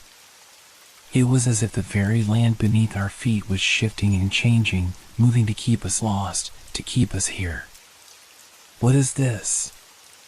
Emma cried, her voice breaking. "How is this possible?" "It's not just the fog," Mike said, his voice grim. "We're stuck. The swamp is, it's doing this to us." It's making us lost. It won't let us leave. I stopped in my tracks, staring at the endless stretch of murky water and trees. There was no road, no sign of civilization, no way out.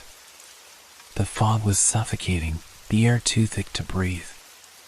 The trees around us seemed to close in tighter, their trunks twisting in unnatural ways. They weren't just trees anymore, they were part of the trap. Part of the swamp. "We're not alone," Mike whispered, his voice trembling. I turned slowly, my heart pounding in my chest. I couldn't see what he was talking about at first. The fog obscured everything beyond a few feet. But then, through the haze, I saw it. The shadow. It was standing still, watching us. But I couldn't make out any features, only the outline of a figure, taller than any of us, standing unnaturally still in the middle of the swamp. It didn't move. It didn't make a sound. It was just there, watching us. The weight of its presence made my stomach turn. It wasn't human. I knew that deep in my bones. I could feel it, even if I couldn't see it clearly. "We need to go," I shouted, taking a step back. But it was too late. The fog swirled tighter, the trees began to twist and bend, and the ground beneath our feet shifted again, pulling us deeper into the swamp. We were trapped. We were caught in something we couldn't understand, something that wouldn't let us leave. And as the shadow in the mist moved ever closer, I realized with a sickening certainty that we were no longer just lost. We were being hunted. The fog was relentless, thick and suffocating, pressing down on us like the weight of the world itself. We had been walking for what felt like hours, though it was impossible to tell. The swamp, vast and endless, stretched in every direction, the same twisted trees, the same murky water, the same oppressive silence. Yet, no matter how far we went, the landscape never changed. It was as though we were stuck in some kind of endless loop, moving in circles, never making any progress. This doesn't make sense," Emma whispered, her voice breaking the eerie stillness. Her eyes were wide, panic slowly creeping into her features as she looked around, hoping for a sign of something, anything, that could tell us we were getting closer to freedom. But there was nothing. Just the same dark water and gnarled trees. "We passed that same fallen log 3 times now," Mike said, his voice strained. He pointed ahead to a rotting log that lay across the path. "I'm sure of it." I turned and looked behind us. The trees there were still and silent, but something felt wrong. I couldn't quite place it, but the air had thickened, the very atmosphere pressing in on me. I had the sensation of being watched, not by anything human, but something far older, more primal. "The swamp's messing with us," I muttered, trying to sound confident, but my voice faltered.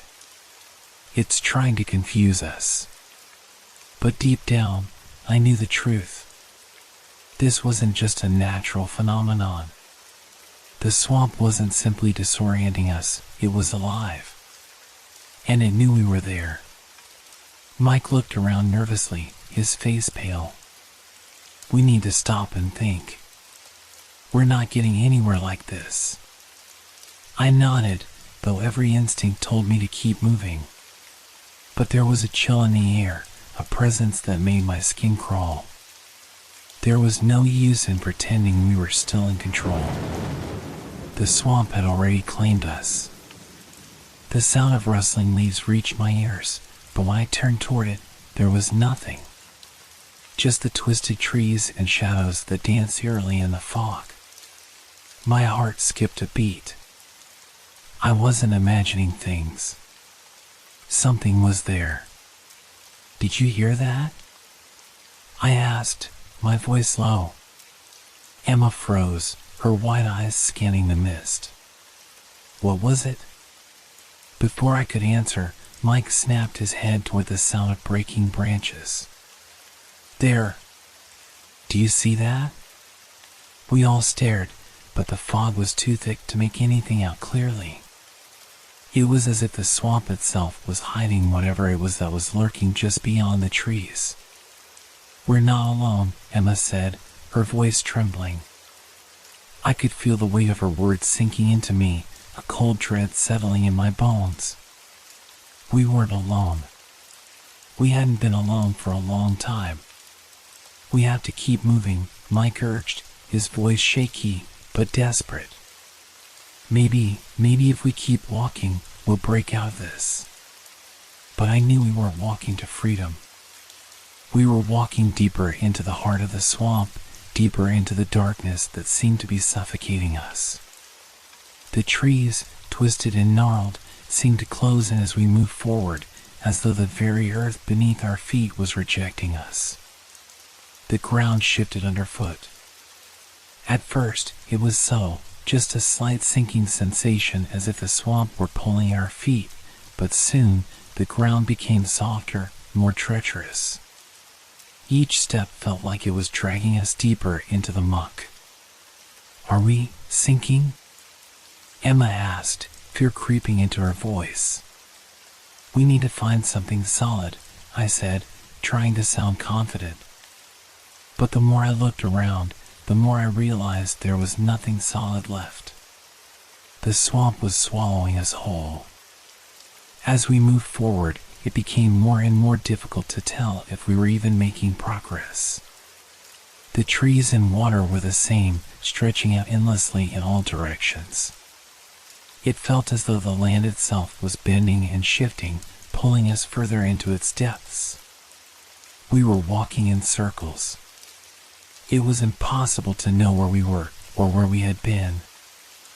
I swear we've seen that same tree before, Mike muttered, his voice cracking. This isn't real. This can't be happening. But it was. It was happening. And the more we moved, the more I felt the weight of something watching us, something that wasn't just the swamp. Something older. Something alive. A cold breeze swept through the trees, carrying with it a faint sound. It was distant at first, almost imperceptible, but as it grew louder, my stomach twisted in fear. It was a low, rhythmic thrum. A sound like breathing. Like something was inhaling, exhaling, pulling the life from the air. Do you hear that? I whispered, my voice trembling. Everyone froze, their faces pale, their eyes wide. We all listened, really listened, and the sound was unmistakable now.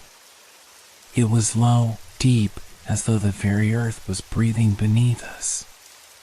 We need to get out of here, Emma said, her voice thin, shaking. Now. But as she spoke, the ground trembled beneath our feet, and the trees seemed to groan. The very swamp seemed to be alive, pushing against us, shifting in ways that were not natural. We can't leave, Mike said, his voice hollow. It's not letting us. The swamp won't let us leave. And that's when it hit me, the swamp wasn't just trying to trap us. It was rejecting us, pushing us deeper into its heart. Every step, every breath, every movement felt as though the land itself was pushing back, fighting against our presence. The trees seemed to twist more grotesquely, the air grew heavier, thicker, pressing on us until it was nearly suffocating. We had become the invaders. The swamp was alive, and it had no intention of letting us go. The air grew heavier as we pushed deeper into the heart of the swamp. Each step was a struggle now, the ground soft and unstable, sucking at our boots as if it wanted to pull us under. We kept moving, driven by a need to escape that gnawed at us from the inside, but the oppressive silence was unbearable. The trees, twisted and knotted, leaned closer with each passing minute, and the fog pressed in from all sides, making it harder to see anything beyond a few feet. Then, through the mist, something shifted, an unnatural movement, something not quite right. At first, it was just a flicker, a shadow that darted between the trees. My heart stopped in my chest, and I glanced at the others, but they hadn't seen it yet. They were too focused on the path ahead, their faces drawn with exhaustion and fear. "I saw something," I whispered, but the words felt hollow in the thick, damp air. Mike turned toward me, his eyes wide. "What do you mean? What did you see?" "I don't know," I said, my voice shaking. "It was like a shadow, but it moved too fast, too unnaturally." We stopped, all of us standing in the heavy fog, straining to listen. The swamp was so quiet now, the usual croaks and rustlings of the night absent. It was as though the very swamp had gone still, holding its breath, waiting. For what, I couldn't say. But I knew something was out there, something we couldn't see but could feel. Suddenly, movement again. This time, it was unmistakable, a rustle in the underbrush, followed by a low, guttural sound. My eyes snapped toward the noise, my breath catching in my throat. There, standing motionless at the edge of the trees, were creatures, things. They didn't look like anything I had ever seen before, or even heard of in stories. Their shapes were twisted, their limbs far too long, their bodies covered in slimy, dark moss and patches of dark green scales that seemed to blend with the swamp itself. They had no eyes, or at least none that I could see, but they were staring at us, observing us. The creatures were silent, unmoving, save for the occasional twitch of a limb or the sway of their bodies in response to the wind. Their long, sinewy limbs were bent in unnatural angles, almost as though they didn't belong to anything that was alive. They seemed part of the swamp itself, an extension of the land, grown from the murk and fog, shaped by something ancient and unnatural. I couldn't look away. They were watching us. Their forms were too grotesque to be natural, yet there was something deeply unsettling about how still they were, how they just stood there, waiting. It was as if they had always been there, as if they had been a part of the swamp for centuries, and we were the ones who didn't belong. Mike stepped closer, his breath quick and shallow, but he didn't say anything. We all seemed to be holding our breath, as if by making noise, we might disturb something we didn't fully understand. "They're not attacking," Emma said, her voice barely more than a whisper. She was trembling, her eyes wide in terror, but there was also a hint of confusion. We were all afraid, but there was something else in her voice, a realization. "They're just watching us." "They're not real," Mike muttered, his gaze flicking nervously between the creatures. "This can't be real. We're hallucinating." But I could feel it. The weight of their presence was undeniable, a tangible force that pressed down on me from all sides. My body wanted to run, to flee, but my legs felt heavy, like they were stuck in the mud. The creatures remained still, their shapes blending into the shadows, but I could feel their awareness on us, even if I couldn't see their eyes. "They're part of the swamp," I murmured, though the words didn't even seem to belong to me. They just felt true, as if the swamp itself was trying to communicate through the creatures. The realization sent a chill down my spine. They weren't outside of it. They were of it, born from the same soil, the same fog, the same twisted trees. They were the swamp's guardians, or its extensions, its eyes and ears, its will. I wanted to scream, to run, but something deep inside me told me it was futile. We were already surrounded by the swamp. It was too late to escape. "Are we supposed to do something?" Emma asked, her voice trembling. "Why aren't they attacking us?" I didn't have an answer. I didn't know if there was anything to do. The creatures didn't move toward us, nor did they retreat. They just stood there, like sentinels, their elongated limbs swaying slightly in the breeze. Every so often, one of them would make a low, humming sound, like a distant, mournful song, but it didn't seem to be directed at us. It was as if the creatures were communicating to each other, or perhaps to the swamp itself. "They're not hostile," Mike said, his voice uncertain, but there was a note of disbelief in it. "But they're watching us." "Waiting for what?" I asked, the question coming out sharper than I intended. I didn't know, but as the fog closed in around us, I could feel that we weren't just being watched by the creatures. Something else was there, lurking beneath the surface of the swamp, just as ancient and just as alive. The creatures were its eyes, its messengers. We were trapped. But worse, we were being studied, measured by whatever force controlled the swamp. And as the fog thickened, I couldn't shake the feeling that it wasn't just the creatures that were watching us. The very land itself, the swamp, was observing, waiting for us to make the wrong move. And when we did, I feared that the swamp would decide it was time for us to disappear.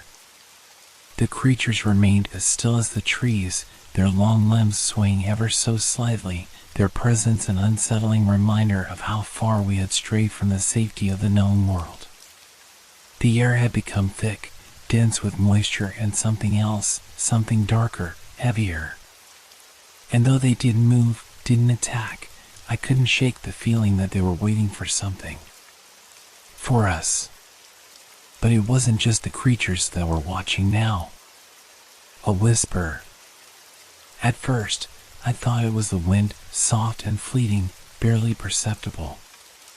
But then it came again, clearer this time, curling around my mind like a snake. A voice, distant and foreign, yet so familiar. "Turn back." I froze, my heart hammering in my chest. It wasn't an external sound, not something I could hear with my ears. It was inside me.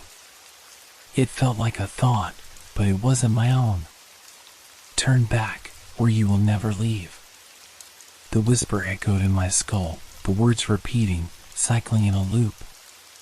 Panic gripped me, and I spun around, looking at the others. But they were all too consumed by their own fear to notice the torment that was unfolding inside me. "What's wrong?"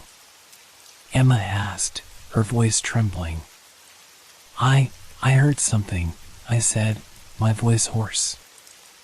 I swallowed hard, trying to steady my breathing. In my head. It told me to turn back. The others exchanged nervous glances, but I could see the doubt in their eyes. They were all so focused on the creatures, on the swamp, on the suffocating fog that surrounded us. It wasn't enough. It wasn't enough for me to explain what I was hearing. It was impossible to explain something that wasn't real, or was it? The whisper returned, this time more insistent, almost desperate. "You don't belong here. Turn back. The swamp will take you if you don't." I gripped my head, my palms pressing against my temples. The sound was growing louder now, louder than my own thoughts, louder than my own heart. The voice had no shape, no face, but it knew me. It knew what I feared, what I wanted to escape from. I staggered back, taking a step away from the others, my eyes scanning the trees, the murky waters, the shadowy figures of the creatures still standing motionless in the distance. It was all too much. The swamp, the creatures, the fog, and now this voice, a persistent whisper that wouldn't stop. "You'll be like them soon. Part of the land. Part of the swamp." My legs went weak, my vision blurred. The ground beneath me seemed to shift again, like the earth itself was responding to the voice in my head. I staggered, my heart racing, my breath shallow. A part of me, the part that still clung to reason, wanted to scream, to ask for help. But I knew, deep down, that no one could hear me. No one could hear the voice. I looked up at the others, but they were too far away. Their faces were pale, filled with fear, but they hadn't noticed that I was slipping away. That I was being pulled into something darker, something far worse than the swamp itself. They couldn't hear the whispers. They couldn't feel the pull of the land. It was only happening to me. Listen to me. I cried, the words bursting from my lips in a desperate, frenzied gasp. We have to leave, now. It's trying to take us. Emma stepped closer, her eyes wide with confusion and concern, but I could see that she didn't understand. What do you mean? What's happening? You are already part of the swamp. You cannot leave. The voice filled me, drowning out everything else. The creatures. The fog. The trees. The very ground beneath my feet. I felt as though the swamp was inside me now, growing inside me like a seed, taking root, feeding off my fear, my terror. I took another step backward, stumbling, my mind spinning. I could feel the weight of the swamp, the weight of its presence, pressing on me from all sides. The whispers wouldn't stop. Never stop. I shook my head, trying to clear it, but the words kept coming. They were a part of me now. They were my thoughts, my fears, my desires twisted into something unrecognizable. You will stay here forever. I gasped, my breath coming in short, shallow bursts. I could see the swamp now, not as it was but as it was becoming. The trees shifted, their branches curling like fingers reaching for me. The water began to bubble, the surface of the swamp twisting and churning, as if alive, as if hungry. Get away from me. I screamed, but the words felt empty, lost in the thick fog. We have to go, now. The others didn't hear me. They couldn't. You're already here. You've always been here. The realization hit me like a blow to the chest. The swamp wasn't something we had stumbled into. It was something we had always been a part of. The voice, no, the land itself, was right. It had been waiting for us, waiting for the moment when we would cross into its domain. And now it was too late. The swamp was inside me, pulling at my very soul. Please, I whispered, my voice breaking. Please, let us go. I don't want to stay here. But the swamp didn't answer. Instead, the whispers grew louder, more insistent, until they were all I could hear. Until they were everything. The land had claimed me. I was no longer just a visitor. I was part of the swamp now. And there was no turning back. The air shifted again, and this time it wasn't the whispering voices in my head that made me shiver. The very atmosphere seemed to darken as if the swamp itself had grown restless. The once muted sounds of the creatures and the faint rustle of the trees were swallowed by an unnatural stillness. And then, there it was, a low rumble from the distance, the first growl of an approaching storm. I felt it in my bones, the sudden pressure in the air, the temperature dropping as if the swamp were exhaling a heavy, wet breath. The fog thickened, curling around us like tendrils of some unseen, predatory thing. We had barely noticed the sky darkening, the faint hint of violet in the air, when the first crack of thunder shattered the silence. The force of it rattled the earth beneath our feet. And then, lightning. It struck across the sky in jagged, violent arcs, briefly illuminating the swamp. In that brief flash of blinding light, the true horror of the land revealed itself. For a moment, I saw them, shapes in the fog, moving silently, as though they were waiting for something just out of the reach of the light. Figures, shadowy and twisted, like the creatures we had seen earlier, but far darker, far more human, though I couldn't be sure. Their shapes were long, drawn out, as if their bodies were stretching with the shadows themselves. The flash of lightning faded as quickly as it had come, but it left behind an imprint on my mind. I could still see their outlines, their eyes glowing with a faint, unnatural light, their forms just visible in the swirling mists. They were watching us. Their presence was closer now. We weren't alone anymore. "We need to get out of here," I said, my voice trembling as I scanned the horizon, trying to shake off the image of those creatures lurking just beyond our reach. The storm had only intensified, the wind picking up and driving the fog deeper into the swamp, but my gaze was locked on the movement in the distance. They were still there. Mike shook his head, his face pale with fear. "We can't run. We're lost. We can't even find our way back. You saw how the land shifted earlier." The storm raged on, the air thick with tension. Every flash of lightning revealed more of the shadowy figures, standing in the distance, unmoving, their presence eerie in the brief moments of illumination. But what terrified me more than anything was the sense that the storm wasn't just a natural occurrence. It was part of the swamp, part of whatever force controlled this place.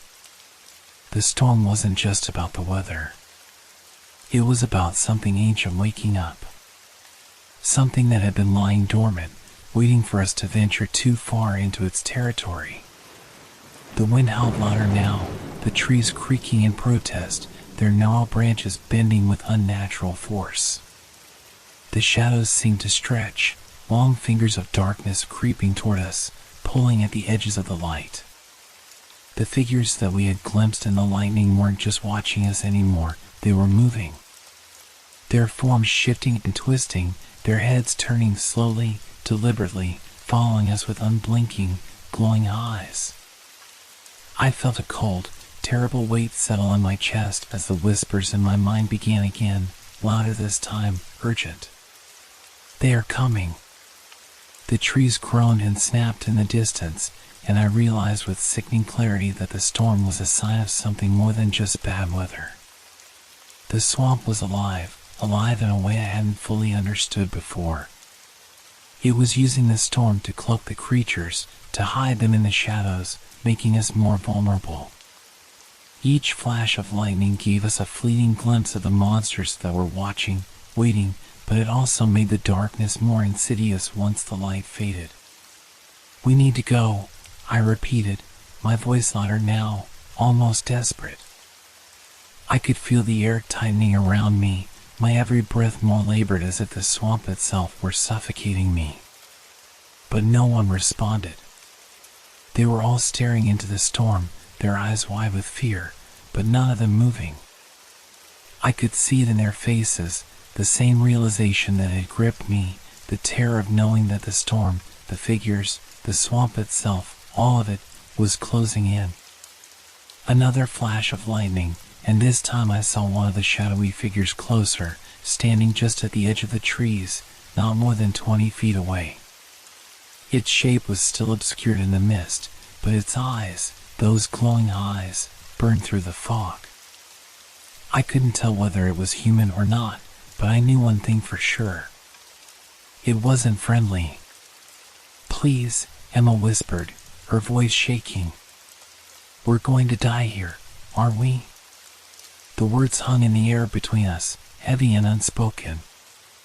I didn't want to say it, but I knew it was true. We were in the heart of the swamp now, deep inside something ancient and unyielding. There was no way out. No way to escape. The storm raged harder, the flashes of lightning growing closer, illuminating the dark shapes that surrounded us. The creatures, the swamp, whatever it was, it had us trapped. We were never meant to leave. And as the storm's fury broke over us, the whispers grew louder still, until they drowned out all other sound. The swamp was awake now, and it was hungry. Through the deafening roar of the storm, we saw it, a small shack, barely standing against the onslaught of wind and rain. It appeared out of nowhere, tucked between two gnarled trees, its dark silhouette barely visible through the relentless sheets of rain and mist. There was a flicker of hope in my chest, a desperate desire to believe that this was the refuge we had been searching for. The swamp, the storm, the creatures, it all seemed to press in around us, suffocating. But here, at least, was something solid, something we could hold on to. I was the first to move, my legs weak from the fear that had gripped me for what felt like an eternity. But I didn't care anymore. The shack was the only option. The others followed in a disjointed, hasty line, all of us too afraid to be left behind. My heart was pounding in my ears as I reached for the door, the wood slick and rotting under my fingertips. And then, as I pulled, something stopped me, an odd resistance, as though the shack itself were aware of our presence. The door creaked open reluctantly, as if it didn't want to let us in. I glanced at the others, who were now standing close behind me. "It's our only chance," I said, trying to convince myself as much as them. My hand tightened around the doorframe, and I pulled harder.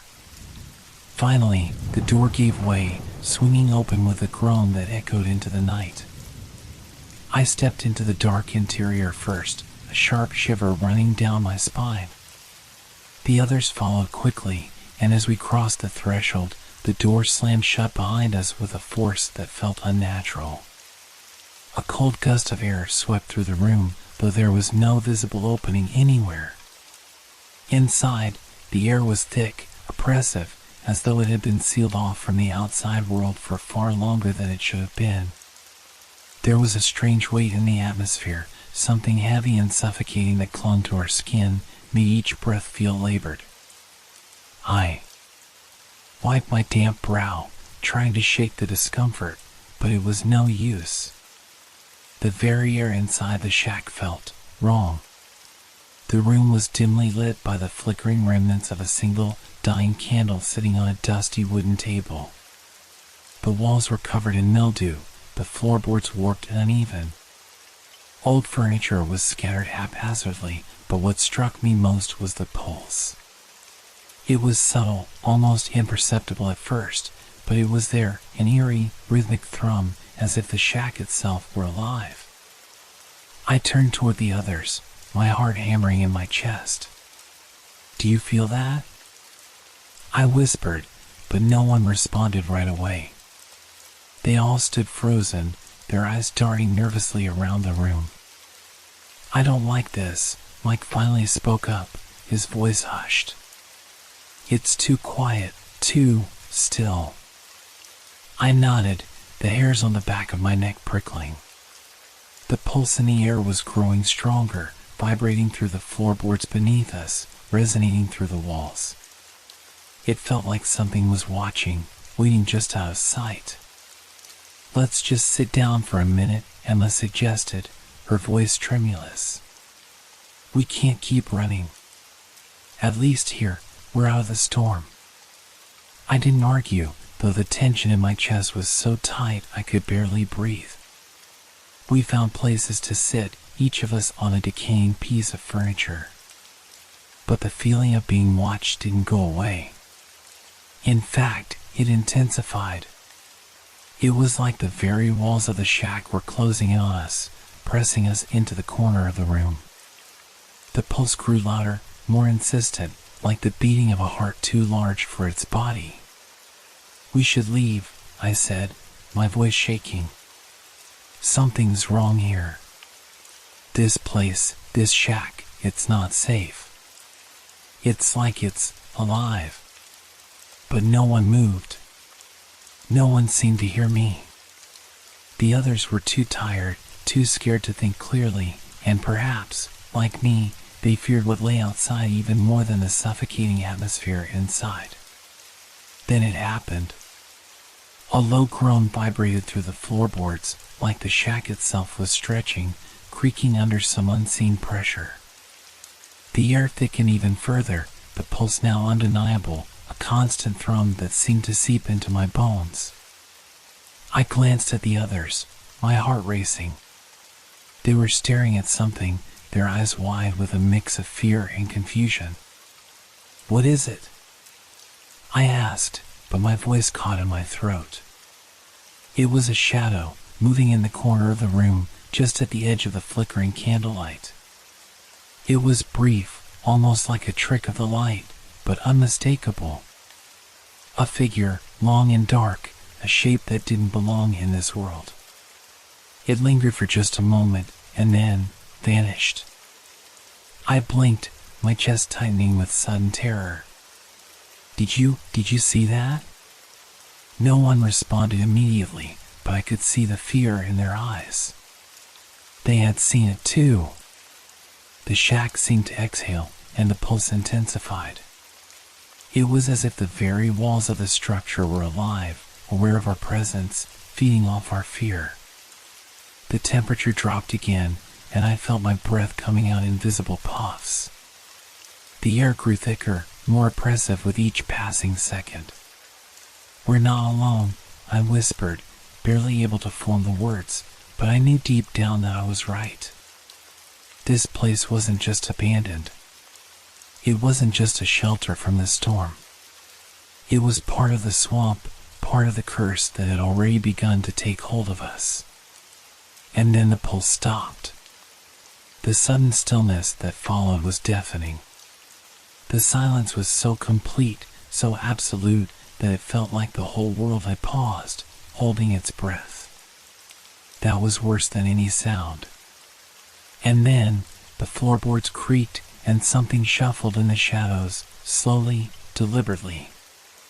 We weren't alone in the shack. The pulse started again, faster now. More frantic. Like a heartbeat, quickening. It was coming for us. The door slammed shut once more, and this time it stayed shut.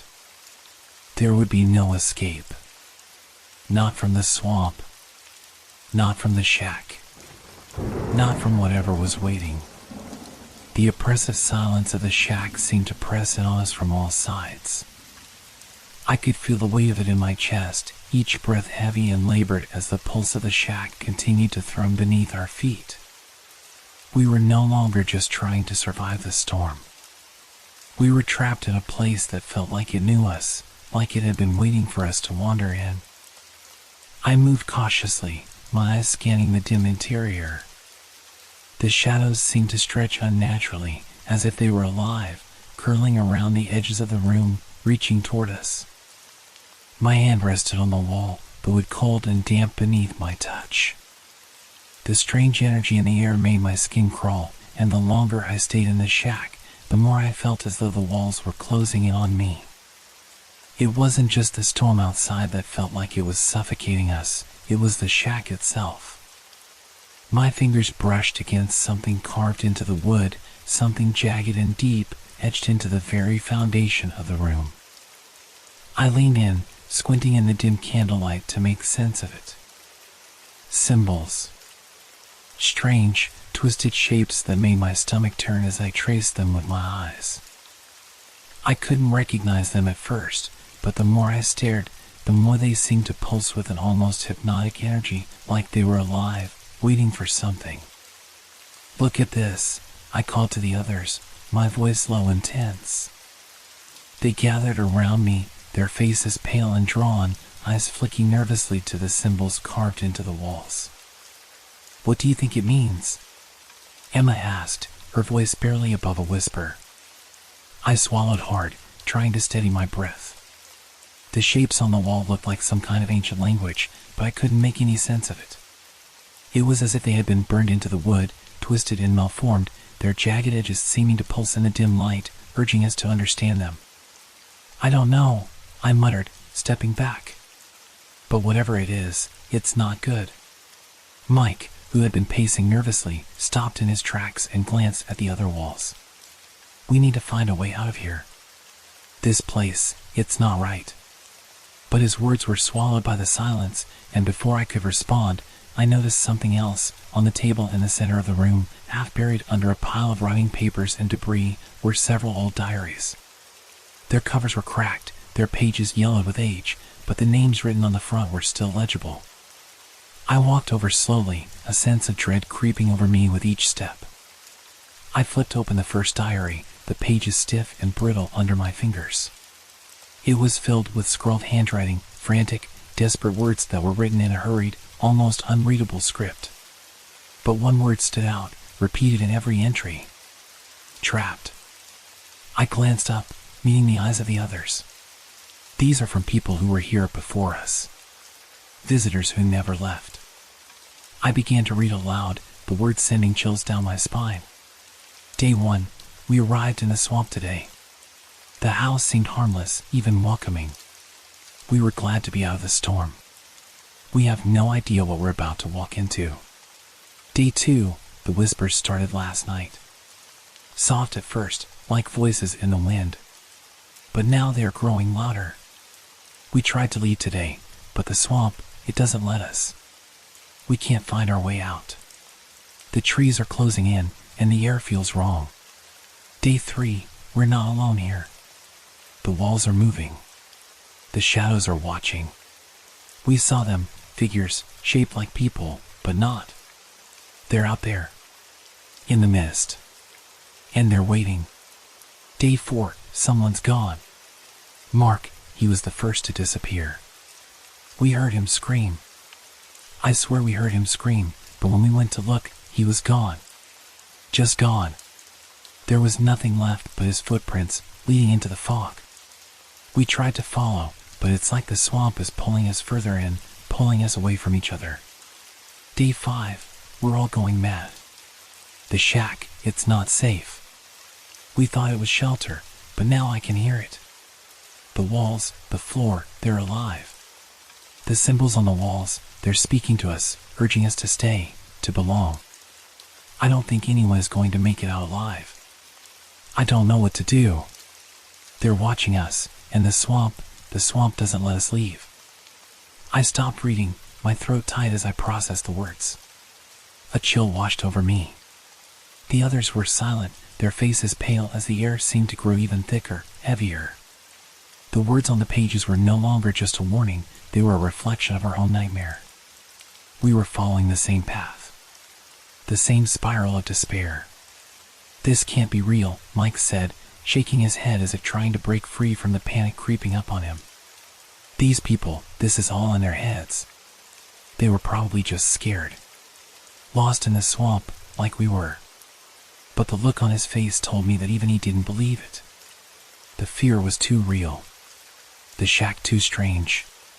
No, Emma whispered, her voice trembling. I think they were telling the truth. I closed the diary and set it back down on the table, my mind racing. If the previous visitors had been trapped here, then what about us?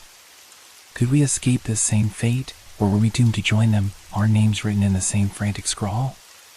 Suddenly, a noise broke the silence, a soft, wet thump from somewhere outside the shack, followed by another, louder thud. My heart leapt into my throat, my breath catching as the noise grew closer, a rhythmic, dragging sound. Someone, or something, was coming toward us. We need to hide, I said, panic rising in my chest. But before anyone could move, the shack trembled. The air seemed to vibrate, as though the entire structure was alive, shifting, reacting. The walls groaned under an unseen weight, and the floor beneath our feet buckled slightly, as if something immense was pushing against it from beneath. The door rattled on its hinges, shaking violently. The shack wasn't just alive, it was aware. And it wasn't going to let us leave. As the noise grew louder, closer, I realized with cold certainty, the swamp was no longer the only danger. We were trapped in a cage built by something much older and much more dangerous than any of us had imagined. And it was closing in. The shack seemed to pulse with life as the sound outside grew louder, more rhythmic, like the footsteps of something enormous trudging through the swamp. Each heavy thud echoed through the walls, making the air feel thick, as if it was no longer just a house, but a living, breathing thing. My heart raced in my chest, and for the first time, I truly understood what the old man had meant when he warned us about the swamp. The swamp isn't just a place. It's something more. Something alive. I turned to the others, my breath shallow as I tried to speak, but the words stuck in my throat. I had to say something, anything, but all I could do was point to the symbols on the walls, the symbols we had been too frightened to fully comprehend before. They were more than just marks. They were a warning. A trap. Mike was pacing now, his eyes darting around the room like a trapped animal. This can't be happening. It's just a coincidence. The old man, he's crazy. This is all just in our heads. But I could see the fear in his eyes. He didn't believe it either, but the evidence was mounting, undeniable. Do you remember what he said? I asked, trying to steady my voice. Do you remember the old man warning us? He said the swamp doesn't let anyone leave once they've entered.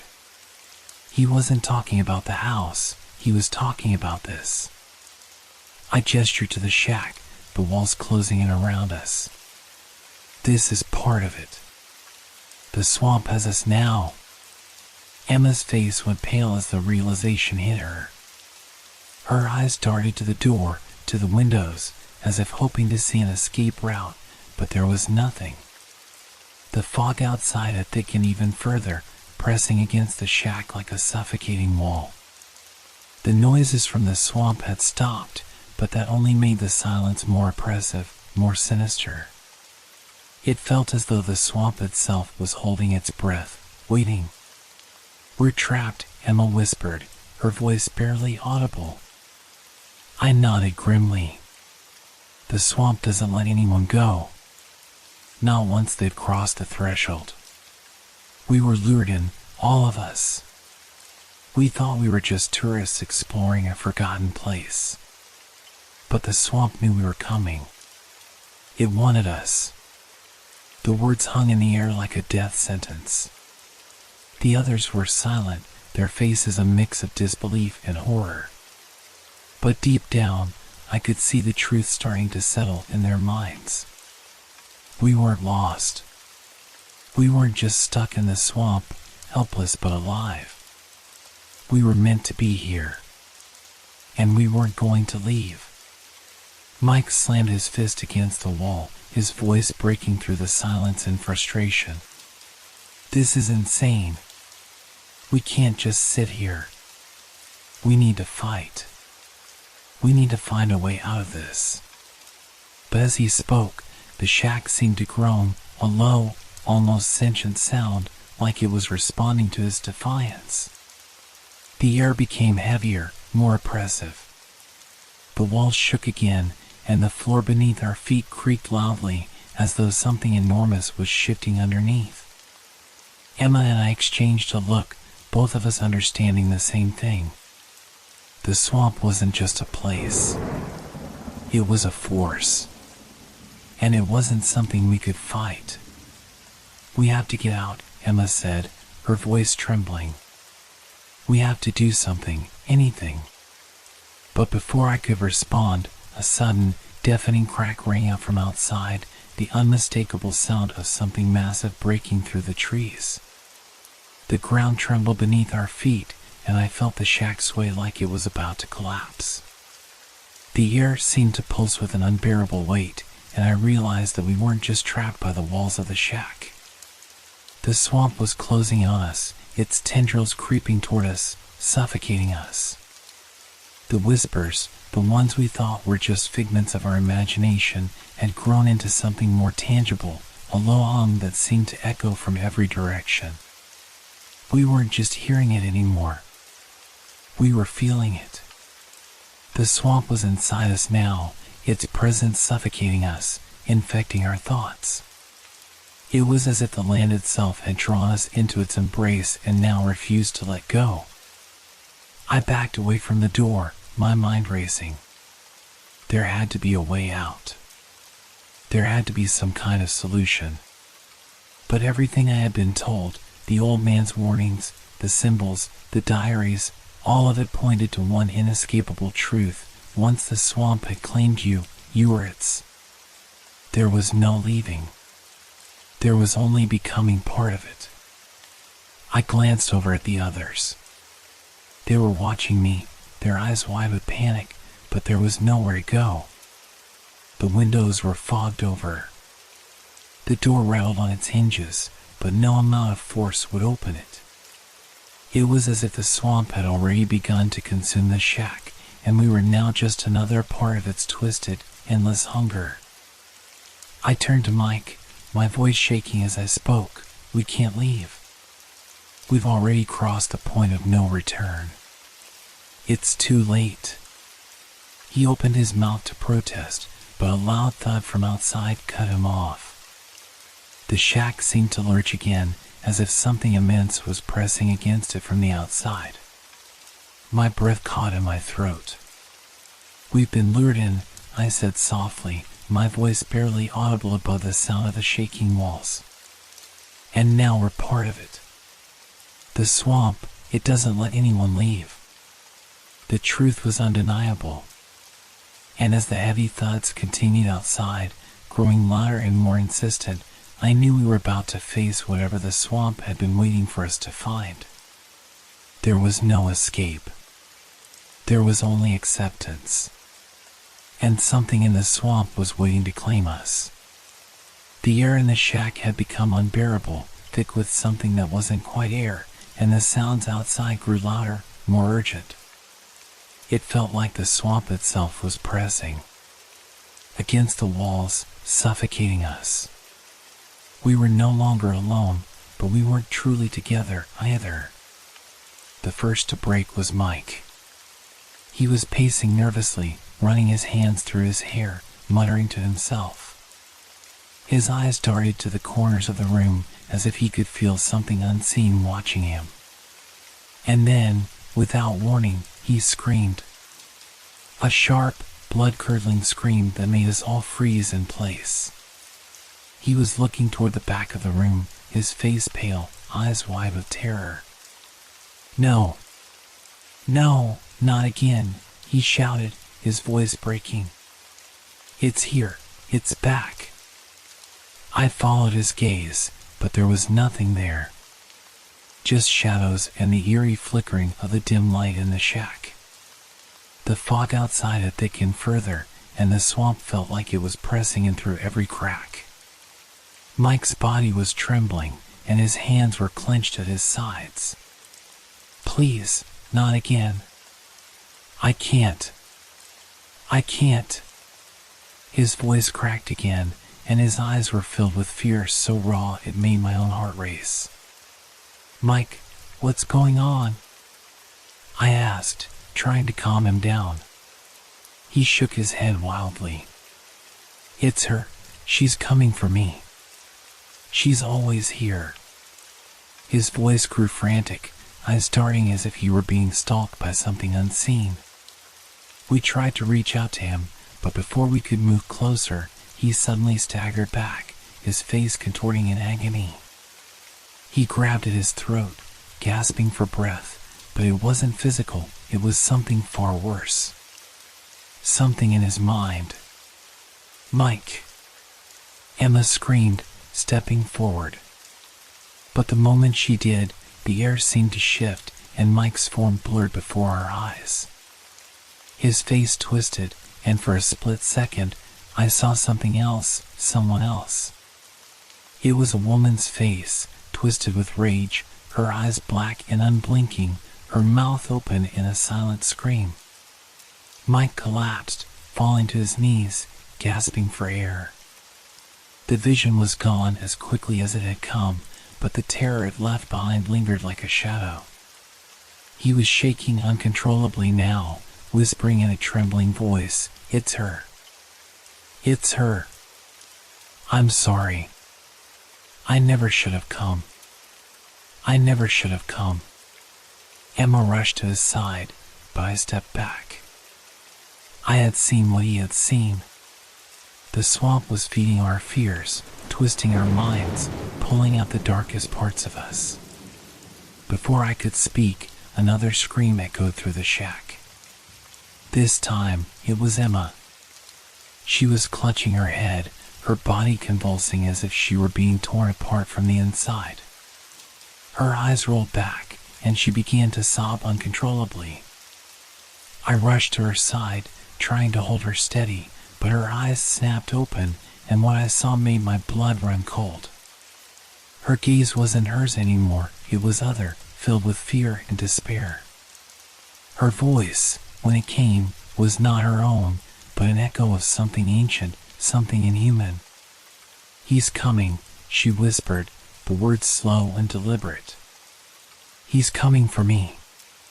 Her body trembled as if something invisible were choking her. She gasped, her breath coming in shallow bursts, and then she whispered again, "I couldn't stop him. I couldn't. I'm sorry. I didn't understand. I didn't know what she meant." But I could see it in her eyes, the same horror I'd seen in Mike's. The swamp was playing with us, pulling out our worst nightmares and turning them into reality. The walls of the shack seemed to pulse, thudding with the beat of some dark, unholy heart. The ground beneath us trembled again, and I realized this was no ordinary swamp. This was a living thing, a being that fed on fear, and it wasn't just trying to trap us physically. It was breaking us mentally, piece by piece. Suddenly, a voice rang out from the shadows, and I froze. The voice wasn't from any of us, it was deep, guttural, distorted. A voice I had never heard before but somehow knew. "You belong to me now," the voice growled, each word thick with malice. "There is no escape. You are mine." I turned toward the others, my heart racing as I saw their faces contorted with fear and confusion. The swamp had their minds. It had begun to take us one by one, and it wouldn't stop until we were all gone. "Stop it!" I shouted into the void, my voice shaking. "We're not afraid of you." But deep down, I knew it was a lie. The swamp knew us better than we knew ourselves. It had already taken Mike and Emma's sanity, and I could feel it, its dark influence tugging at my thoughts, pulling me toward the edge of my own mind. Then, with a sickening crack, the shack seemed to fold in on itself. The floor beneath us groaned as if something monstrous was shifting below. The fog outside pressed against the shack's walls, thickening and swirling. It was as if the swamp was tightening its grip on us, its hunger growing stronger. I closed my eyes, trying to block it all out. I tried to remind myself it wasn't real, none of it was real. But the deeper I looked into the darkness, the more I realized that the swamp wasn't playing with us. It was consuming us. And soon, there would be nothing left but the whispers and the terror. I couldn't stop them. I couldn't stop myself. There was no escape. The air in the shack felt heavier with every breath I took, thickening with an unnatural presence. I could feel the weight of the swamp pressing in on me, suffocating me, and it was only getting worse. The voices, the whispers, had stopped for a moment, but they were still there, lurking just beyond the edge of my consciousness. I didn't know if they were real or if it was just the swamp messing with my mind, but either way, I couldn't escape them. I glanced over at Emma and Mike. They were still shaken, their eyes wide and distant, like they weren't entirely here anymore. Emma clung to Mike, but her gaze was vacant, as if something had taken her soul. Mike's face was a mask of terror, but he wasn't seeing us. His eyes were locked on something invisible, something only he could see. "Mike," I said, my voice strained, but he didn't respond. His lips moved as though he were trying to speak, but no sound came out. The silence was worse than the noise, because it was so heavy, so full of meaning I couldn't grasp. I looked at Emma. Emma, what's happening to him? Her eyes flicked toward me, but they were vacant, empty. It's too late, she whispered, her voice hollow. We're already gone. It's already inside us. I swallowed hard. I didn't want to believe her. But the more I looked around, the more I started to feel like she was right. The shack, the fog, the whispers, it was all too much. Too wrong. The air was too thick, the shadows too deep. Even the light coming from the cracks in the walls felt off, like it wasn't natural. I could feel it in my bones, in the way the space itself seemed to shift and twist with every breath. I blinked, and when I opened my eyes, everything felt different. The room was the same, yet it wasn't. The shadows were longer, creeping toward me like fingers stretching from the walls. I turned my head, and for a brief second, I thought I saw something in the corner, a figure. A silhouette, draped in darkness. It wasn't one of us. It didn't belong. I rubbed my eyes, trying to clear my vision. But when I looked again, the figure was gone. Was it ever there? Or had my mind simply conjured it? I wasn't sure anymore. Everything was becoming fuzzy, the edges of reality, my thoughts, everything. I stepped back, but the floor felt unsteady beneath me. The walls were closing in, getting tighter, suffocating me. My chest tightened, and I couldn't tell if it was the swamp or my own panic. My thoughts began to scatter, like broken pieces of glass, sharp and jagged. My hands trembled at my sides. Is this real? I whispered to myself. Am I real? I reached for the wall, trying to ground myself, but the wood felt wrong. It was damp, but not just from the swamp. It felt like it was breathing, like it was alive. I jerked my hand back, my heart pounding. The room was alive with something. I could feel it in every crack, every creak of the wood. The air was thick with malice. I turned back to Mike and Emma. They were still staring into nothing, their bodies rigid and unmoving. I could see their chests rise and fall with shallow breaths, but their eyes were empty. They weren't here anymore. The swamp had already taken them. I looked at the door. It had always been there, but now it seemed farther away, distorted, unreachable. The shack had begun to shift, its walls bending, twisting, the door warping like something that wasn't supposed to be. Every time I looked away, it felt like the space between us and freedom grew larger. I could almost hear the swamp laughing, mocking me. The whispers started again, but this time they weren't just voices, they were thoughts. My own thoughts, twisted and turned. They crawled through my mind like insects, burrowing into my skull. Leave, one voice hissed. You can't escape. You belong here. Another voice, softer, almost familiar, whispered, you're losing yourself. You don't even know who you are anymore. I clutched my head, trying to hold onto myself, but the thoughts didn't stop. I looked around, my breath coming in ragged gasps, and for a moment, everything stopped. The fog outside, the whispers, the shadows, they all faded. It was as if time itself had stopped. And then, just as suddenly, everything returned. But this time, the shack felt even smaller. The walls pressed in so tightly I could hear the air suffocating in my lungs. The shadows had thickened, swirling, and something dark and formless, moved just beyond my sight. I could feel it, right behind me, waiting to consume me. The truth hit me with a gut-wrenching force. I wasn't losing my mind. The swamp was taking it. Slowly, methodically, and there was nothing I could do to stop it. I stumbled back, but the floor beneath me shifted again. I caught a glimpse of the walls, and in the dim light, I thought I saw the figures of people, real people.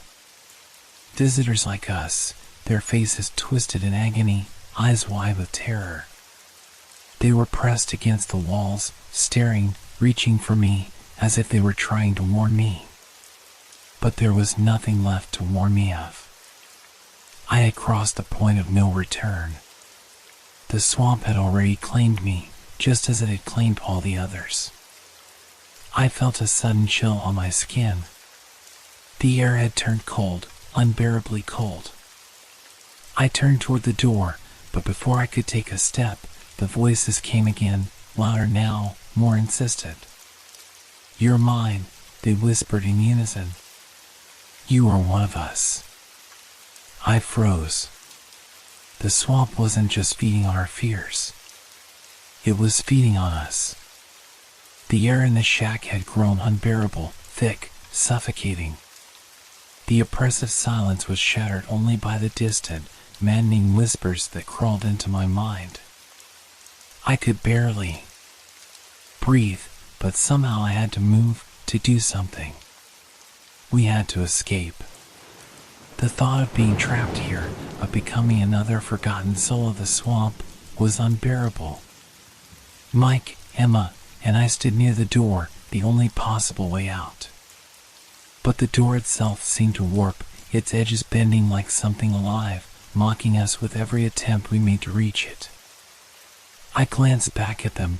Both of their faces were pale, their eyes hollow, yet still, they moved with a sense of purpose, a desperation mirrored in my own heart. We had to leave.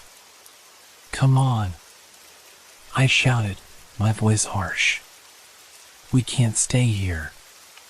We have to make it out." But Mike didn't respond.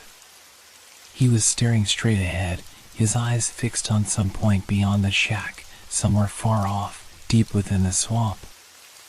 I grabbed his arm, shaking him, but he didn't flinch. His body was rigid, like he was listening to something I couldn't hear. "Mike, we need to." Suddenly, a loud crack echoed through the shack. The walls trembled, and I felt the ground beneath my feet shift, like the very foundation of the place was unraveling. I turned to Emma, who had backed away from the door. Her face was twisted in fear, her breath shallow. She was muttering something under her breath, words I couldn't understand. The door, it moved. I reached for the handle, but the moment my hand touched the wood, a force more powerful than anything I had ever felt surged through me. I yelped in pain, my whole body jolting, and I was thrown back, slamming against the cold wall. The others weren't much better off. Emma screamed as she was flung across the room, her body crashing into the far corner with sickening force. Mike staggered back, his hands grasping at his head as if something was tearing at his mind. "No!" he shouted, but it was too late.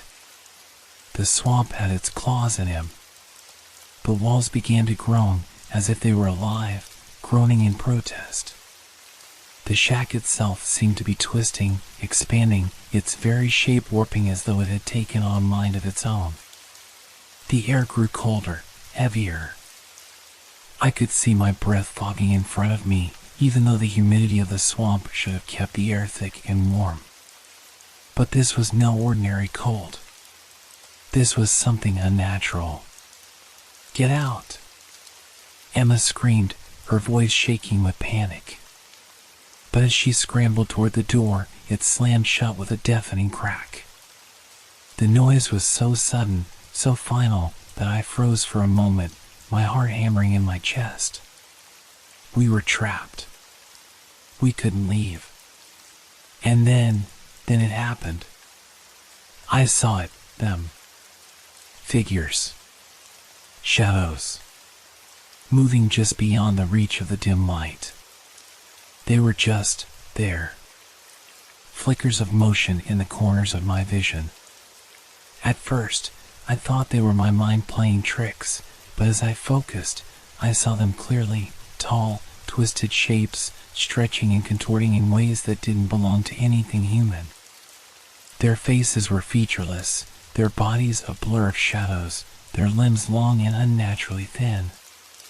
They were coming for us. I opened my mouth to shout, but no sound came out. The words caught in my throat, choked by the suffocating presence that surrounded me. The shack seemed to pulse now, as if breathing, and the whispers, oh, God, the whispers were louder. They filled my ears, pressing in from all sides, their voices rising in a terrifying chorus, all chanting one thing. Leave. Leave. Leave. And then they were upon us. The figures rushed forward with terrifying speed, their shapes blurring and stretching like smoke. Mike cried out as they grabbed him, pulling him toward the shadows. He reached out, his hands grasping at the air, but there was nothing to hold on to. He was being dragged into the darkness, his body going limp, his eyes wide with terror. Mike! I screamed, but he was gone, swallowed by the blackness. Emma was next. She tried to run, her legs shaking beneath her, but it was too late. One of the shadowy figures lunged at her, its long arms wrapping around her like cold chains, dragging her into the gloom. She struggled, kicking and screaming, but there was nothing to be done. The swamp had taken her, just like it had taken Mike. I was alone.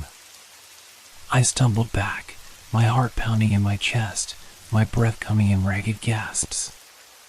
The shadows were gone, but I could still feel them moving around me, watching me. The walls of the shack seemed to be pressing closer, the space shrinking with every second. The air was so thick, I could barely move. I tried to run, but my legs felt like lead. I reached for the door, but it wouldn't open. It was no use. It never would be. "You're mine," a voice whispered, so close, so personal. It was a voice I recognized, the old man's voice, but twisted. Faint, yet undeniable. This is it. This is where I would stay forever, locked in the swamp with the others. Forgotten. I turned around, and I saw them again, the shadows, watching from every corner, waiting for me. They would consume me just like they had consumed Mike and Emma. And I realized something. I wasn't just trapped in the shack. I was trapped in the swamp, in its endless, suffocating grip. It didn't matter if I fought, if I screamed. It was alive. The swamp had claimed me, and now it was just a matter of time before I became another face in its dark depths. The whispers began again, low and insistent, growing louder, and I couldn't tell if they were in my head or if they were coming from the walls. But they didn't matter. Nothing mattered anymore. The swamp had won. I was alone. Completely, utterly alone. The shack had long since ceased to be a refuge. The whispers had become deafening, gnawing at my sanity. I could feel them all around me, pressing in from every corner of the room. The walls seemed to close in, contracting with every breath I took.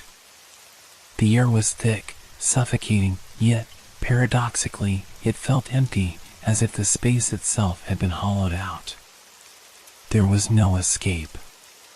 There never had been. I stood in the center of the room, my heart racing in my chest. My hands were shaking as I clutched the edges of the door, but it was useless. I pulled, twisted, but the door wouldn't budge. It was as if the very structure of the shack had fused with the swamp itself, an extension of its malevolent will. The swamp was in control, and I was nothing more than a helpless puppet caught in its twisted strings. A chill ran down my spine, and I felt it then, the presence. Something was watching me, something ancient, something alive. It wasn't just the swamp anymore. It was the spirit, the vengeful force that resided within it. The one the old man had warned us about. The one that had been feeding on us since we first stepped into its domain. It had been waiting for us. My legs trembled, and I took a step back, away from the door, but I couldn't escape. I couldn't escape it. The shadowy figures that had taken Mike and Emma, they weren't gone. They were still here, lingering just beyond the edge of my vision, watching, waiting. Their eyes, dark and empty, never left me. The room seemed to stretch, elongating like it was folding into itself. The walls shifted, revealing cracks in the wood, dark veins pulsing like the swamp's lifeblood. It was as if the shack was breathing, alive, organic, like the swamp itself. I could hear the earth groaning beneath me, the sound of roots moving, creeping closer. The swamp was hungry, and it was pulling everything into its depths. I didn't know how much time had passed. Minutes? Hours? Days? It was impossible to tell. I could no longer trust anything my senses told me. The world around me had become a blur, nothing but whispers, shadows, and cold, unnatural fog. Then, the whispering stopped. For a moment, there was nothing. No sound, no movement. Just an oppressive, suffocating silence that filled the space between my ears. And then, I heard it, a voice, a deep, guttural rasp, like the earth itself had opened up to speak. You should never have come. I froze. It was coming from everywhere, all around me, seeping into my skin, crawling through my veins. The voice was ancient, full of malice and hunger. It was the swamp, the spirit, and it was speaking directly to me. I couldn't breathe. My chest felt like it was being crushed under the weight of the words. I opened my mouth to scream, but no sound came out. My throat was dry, constricted with fear, and my legs wobbled beneath me as if they no longer belonged to me. You are part of me now, the voice continued, its tone growing darker, more sinister. You and all those who wander into my domain. The lost, the foolish, the greedy. You all feed me. I backed away, desperate to escape, but I was rooted to the spot. The shack had become a prison. The door was no longer a way out. There was no way out. You should have listened, the spirit whispered again, and this time it was closer. I felt its presence, like a cold hand on the back of my neck, its fingers curling around my spine. Now, you are mine. And then I saw it, the spirit of the swamp. It materialized from the mist, a shifting, wraith-like figure that seemed to exist in layers, its form constantly flickering and warping. Its body was formless, as if made of the very darkness of the swamp, but I could see its face, a twisted, contorted visage made of roots and moss, its eyes empty, hollow pits. Its mouth was gaping, as though it had no need for words, only hunger. The swamp had taken its shape, had become its vessel, and now it was using me as its next offering. You will join the others, the spirit hissed, its voice like the rustling of leaves in the dead of night. Your soul will be swallowed by the swamp, lost in the endless depths. And soon, there will be others. Just like you. I trembled, every fiber of my being screaming to run, but my body refused to obey. I could feel my strength draining, my limbs growing heavy as if the very swamp was pulling me into the ground. It wanted me. And then, without warning, the shadows surged forward. They rushed at me like a tidal wave of darkness, wrapping around me, suffocating me. The air turned thick, heavy with the weight of something ancient, something evil. I struggled, but it was no use. The spirit had me. It had claimed me. My thoughts grew muddled, slipping away like the distant echoes of a fading memory. The darkness swallowed everything, and for the first time since I had arrived in this cursed place, I finally understood. The swamp was alive, and it would never let me go. The last thing I heard before everything went black was the spirit's voice, a whisper in my mind. You are part of me now. The air grew colder, as if the very temperature of the world had shifted, dropping into an icy abyss. A sudden, sharp gust of wind swept through the shack, rattling the walls. I could feel it, the weight of something ancient, something monstrous, was closing in on me. The shadows around me began to twist and stretch unnaturally, warping like the very fabric of reality was being torn apart. And then I saw it, the spirit. It wasn't just a voice. It wasn't just a presence. It had form, but its form was not like anything I had ever seen before. It was a ghostly figure, but one that seemed to be constantly in motion, shifting between mist and shadow, its body flickering in and out of existence. One moment, it was a looming shape, tall and thin, its face obscured by a cloak of darkness. The next, it was a mass of swirling fog, dissolving and reappearing in different places around the room. I could hear it, feel it, moving through the air like a pulse, each beat of its ethereal presence reverberating in the very walls of the shack. It had no clear shape, no definitive outline. It was fluid, changing, an entity that defied understanding. You are afraid, the spirit whispered, its voice echoing in my mind. It felt like 1,000 whispers all layered together, its tone low and sibilant, filled with ancient malice. Good. Fear is what keeps you alive in this place, just as it keeps you trapped. I staggered back, my legs weak beneath me, my heart racing, but no matter how far I stepped, the spirit was always just there, a presence that enveloped the room. Its form shifted again, becoming clearer, more defined. I saw its face for the first time, or rather, what passed for a face. It was a grotesque mockery of humanity, its features twisted and elongated, like the decayed visage of a long-dead corpse. Its eyes were deep, empty pits of shadow, and its mouth was a jagged slit that stretched impossibly wide, revealing rows of sharp, needle-like teeth that seemed to shimmer in the dim light. I have been here for centuries, it growled, its voice now a low rumble, like thunder far off in the distance. Long before your kind ever set foot in these cursed swamps. I was born of the land, of the swamp itself. It feeds me, and I feed on it, trapping souls like yours in this endless cycle. I felt a cold wave of dread wash over me. The swamp wasn't just a place. It was a prison that the spirit had ruled for centuries, drawing in travelers, luring them into its grasp with the promise of adventure, only to claim their souls in the end. The realization hit me like a punch to the gut.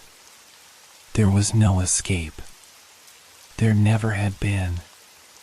You thought you could leave, the spirit continued, its voice growing darker, more malevolent. But the swamp knows all who enter. It watches, it waits. And when the time comes, it consumes.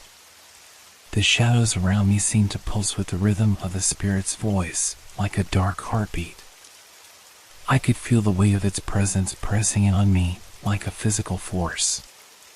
The shack itself seemed to be trembling, as if it were a living thing, affected by the spirit's power. The mist inside the room thickened, swirling around me in an ever-tightening circle. The walls seemed to shift, the floors creaking and groaning as though they were alive.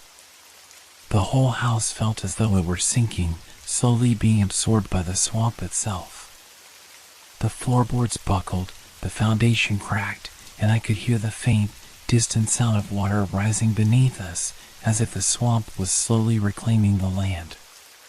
Do you see now? The spirit's form flickered and twisted. There is no escape.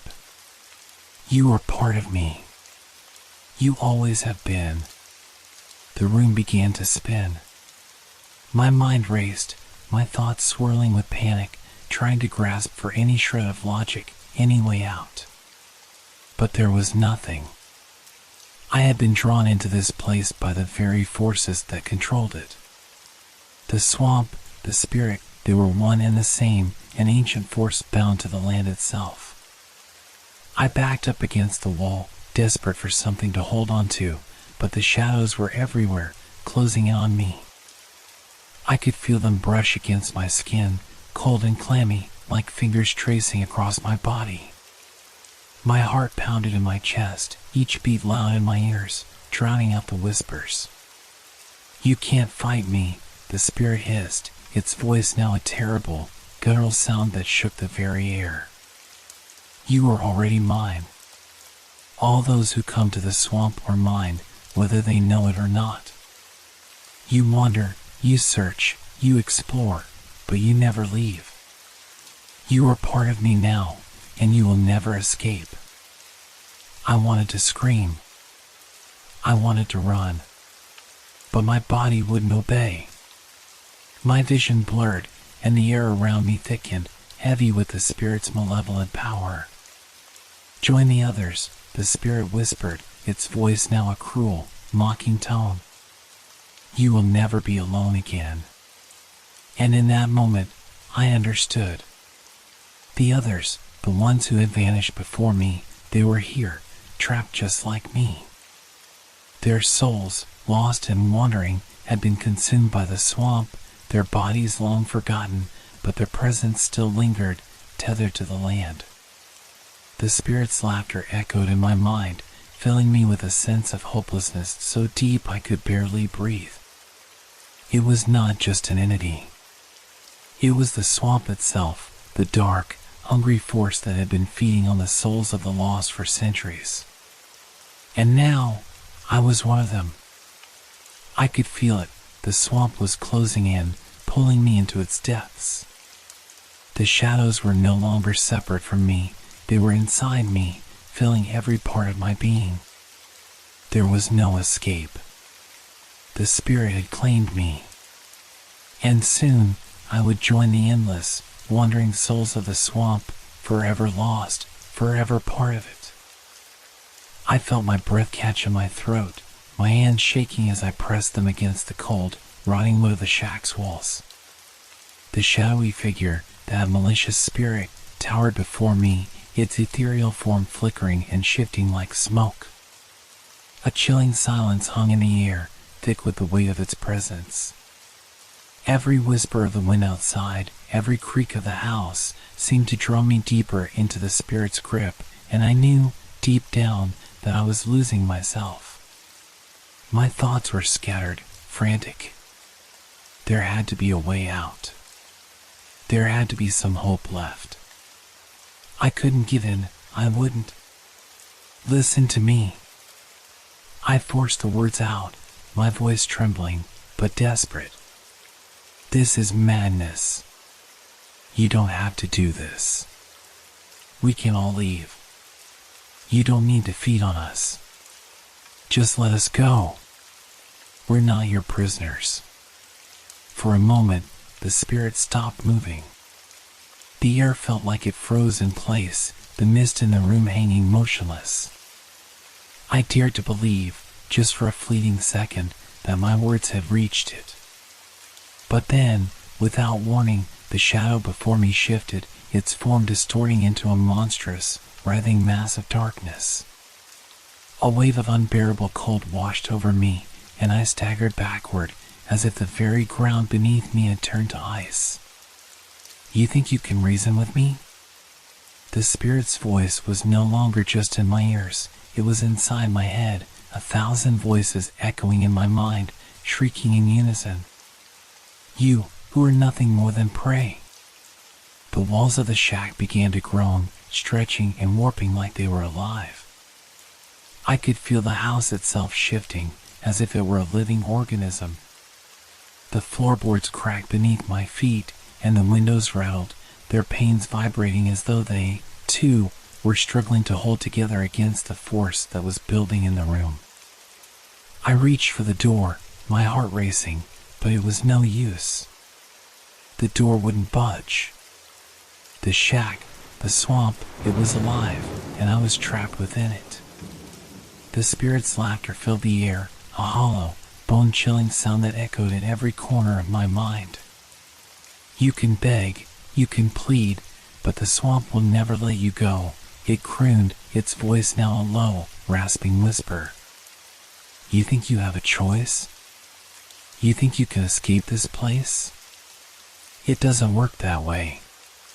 You will join the others. The air thickened around me, pressing in like a weight, suffocating. My chest tightened, and I felt my sanity beginning to unravel. The shadows crept closer, like tendrils reaching for my skin, pulling me toward them. I could see the faces now, flickering at the edge of my vision, the other lost souls. Their empty eyes stared at me from the darkness, and their mouths moved, but no sound came. Their faces were twisted in anguish, their expressions contorted with the same terror that gripped my heart. No! I gasped, shaking my head violently, trying to block out the visions, trying to block out the maddening whispers. This can't be real. The ground beneath my feet seemed to tilt, and I stumbled, falling to my knees. The walls of the shack were no longer walls, they were vast, endless stretches of swamp, the dark, murky waters rushing in from all sides, encircling me. I felt as though I were drowning, suffocating in the very air itself, my body trapped in an invisible cage. The very essence of the swamp pressed against me, its weight growing heavier, crushing my thoughts. You are already mine, the spirit's voice hissed, cold and merciless. And the swamp is hungry. It will never let you go. You belong to it, now and forever. The air around me shifted again. The shadows stretched longer, more unnatural. The faces of the lost souls began to take shape, their ghostly figures appearing in the room with me. I could feel their cold, clammy presence like a tangible force, like the touch of death itself. They were closing in, surrounding me. I could hear their whispers now, their voices bleeding together, blending into a cacophony of maddening noise. Help us, one of them whispered. We didn't escape either. Join us, another murmured. It's all there is. There is nothing but the swamp. My mind screamed, desperately clinging to the remnants of my sanity. No, I am not like you. I shouted, my voice hoarse, frantic. I won't join you. I won't become part of this cursed place. But the swamp did not respond to defiance. The walls groaned again, the darkness pressed closer, and I felt my grip on reality slipping. It was too much. The weight of the swamp was too much. The whispers, the faces, the spirit, it was overwhelming, crushing me under its suffocating power.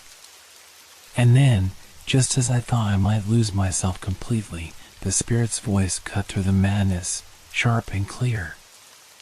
You think you can resist me? You think you can survive this? You were never meant to leave. There is no escaping the swamp. There is no salvation, no hope. There is only. The mist thickened, swirling violently around me. The figures of the lost souls reached out, their hands like claws, pulling at me, dragging me toward the spirit's embrace. I fought back, but my body felt heavy, sluggish, as though the swamp itself was draining me of all my strength. My breath came in ragged gasps, my vision swimming, and I could feel my mind beginning to splinter, cracking under the pressure of the spirit's relentless onslaught. The shadows closed in, and I understood it was too late. The swamp had already claimed me. The weight of the swamp, the suffocating pressure of the darkness, was crushing me. I could feel my mind slipping, my body weakening with each passing second. The whispers were all around me, their voices a constant, maddening hum in my ears. The faces of the lost souls, their hollow, pleading eyes, crowded in on me, reaching out with cold, skeletal hands. The air was thick with despair, a bitter, suffocating fog that clung to my skin and seeped into my very bones. But then, in the midst of the madness, a flicker of clarity pierced through the haze. It wasn't the voice of the swamp. It wasn't the whispers or the shadows. It was my own thoughts, my own voice, rising above the chaos. And in that single, fleeting moment, I understood. I wasn't just fighting the spirit. I wasn't just struggling against the swamp. I had been running from it, trying to escape it, hoping that somehow I could outrun the darkness that surrounded me. But there was no running. The swamp was a part of me now, as much as I hated to admit it. It had been pulling at my mind, luring me deeper with every step, and I had been too terrified to face it. But now I understood. I couldn't fight it with fear. I couldn't survive by hiding. If I wanted to leave, if I wanted to make it out alive, I had to face the swamp and everything that came with it. I had to confront the darkness head on. The shadows around me began to pulse, to writhe like living creatures. The air grew thick with an unbearable cold, and the whispers surged, louder now, almost deafening. But through it all, I stood tall. I clenched my fists and squared my shoulders. For the first time since entering this cursed swamp, I felt something that wasn't fear. It was something else, something stronger. I was the swamp. And the swamp was me. The spirit loomed before me, its form shifting between mist and shadow, its face an ever-changing nightmare of malice. Its eyes burned with ancient hatred, but in them I saw something else. Fear. Fear of me. Fear of what I had become. You think you can face me? The spirit hissed, its voice echoing in my mind, cold and menacing. You think you can conquer me? I didn't respond with words. Instead, I reached out, extending my hand toward the spirit. The swamp had twisted me, worked me into something I didn't recognize, but I had to use that. I had to embrace what I had become. The ground beneath me seemed to tremble, and the mist parted slightly, revealing the thick, black water that stretched out in every direction. It wasn't just water. It was the spirit, the swamp. It was alive, pulsing with an unnatural energy. You are nothing but a prisoner, the spirit continued, its voice rising, rage building. A soul lost in the dark. You cannot escape me. I am the swamp. I took a deep breath, steadying myself. I wasn't just fighting for my life anymore. I was fighting for my mind, my soul. This place had tried to consume me, but now it would be forced to acknowledge me. The darkness didn't scare me. It was part of me. With a sudden, sharp motion, I pulled my arm back and embraced the swamp. I let the darkness flood me. I let it in. I welcomed it. For a moment, everything went still. The whispers faded. The shadows halted. The spirit seemed to recoil, its form flickering with uncertainty. It was confused, unsure. It had underestimated me, assumed that fear would control me. But I wasn't afraid anymore. I was one with the swamp. And in that moment of clarity, I understood the truth. The swamp wasn't just a force of darkness. It was a reflection of all the fear, the pain, the lost souls who had come before me. It fed on that fear, on that despair. But now, I knew how to break it. You are part of me, but I am no longer part of you, I whispered, my voice steady. I will not be your prey. The spirit screamed, a sound that shattered the stillness, a wail of frustration and rage. The ground shook violently beneath me, but I stood firm, my mind clear, my body no longer trembling. The swamp recoiled, the darkness pulling away, as if it were retreating from something it could no longer control. The figures of the lost souls began to dissipate, their tortured faces fading into the mist. The air, once thick with dread, began to lighten. The oppressive weight that had been crushing me began to lift, slowly but steadily. I had faced the darkness and, for the first time, I had won. The swamp wasn't gone, it would never be gone. But I had taken away its power over me. The spirit would continue to haunt this place, trapping other lost souls in its web, but I was free. For now. I turned my back on the retreating shadows, my heart still pounding in my chest, but my mind clearer than it had been in days. The swamp had tried to claim me, but I had learned its true nature. It couldn't control me any longer. And as I stepped away from the shack, the fog began to thin, and the path out of the swamp appeared. The whispers were fading, the shadows receding into the distance. I was free. But I would never forget what I had learned in that dark, cursed place. The swamp was alive, and its hunger would never end. But now, I had the power to face it, should it ever come for me again.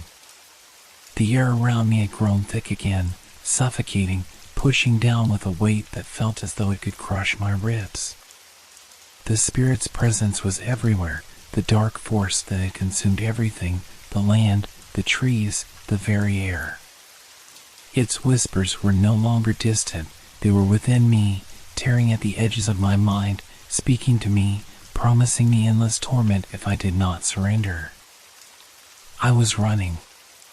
There was no other word for it. My legs moved without thought, the swamp beneath me seeming to shift with every step, guiding me deeper into its clutches. The mist clung to my skin like a cold, wet blanket, my breath coming in ragged gasps.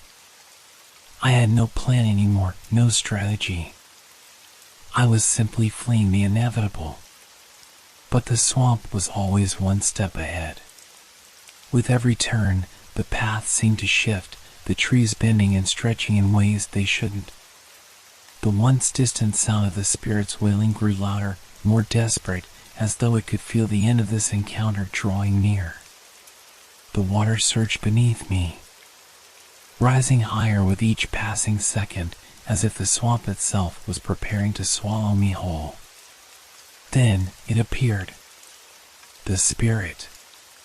Its form was no longer the shifting mist or shadow I had come to fear. It was solid now, towering over me, its eyes glowing with an unholy light.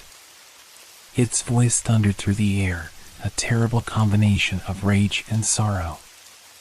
You cannot escape me, it roared, the earth trembling beneath its power. You are mine. All who come here are mine. You belong to me now. I stumbled backward, my mind screaming for an escape, but I knew the truth. There was no escape. The swamp had already claimed me. My heart hammered in my chest.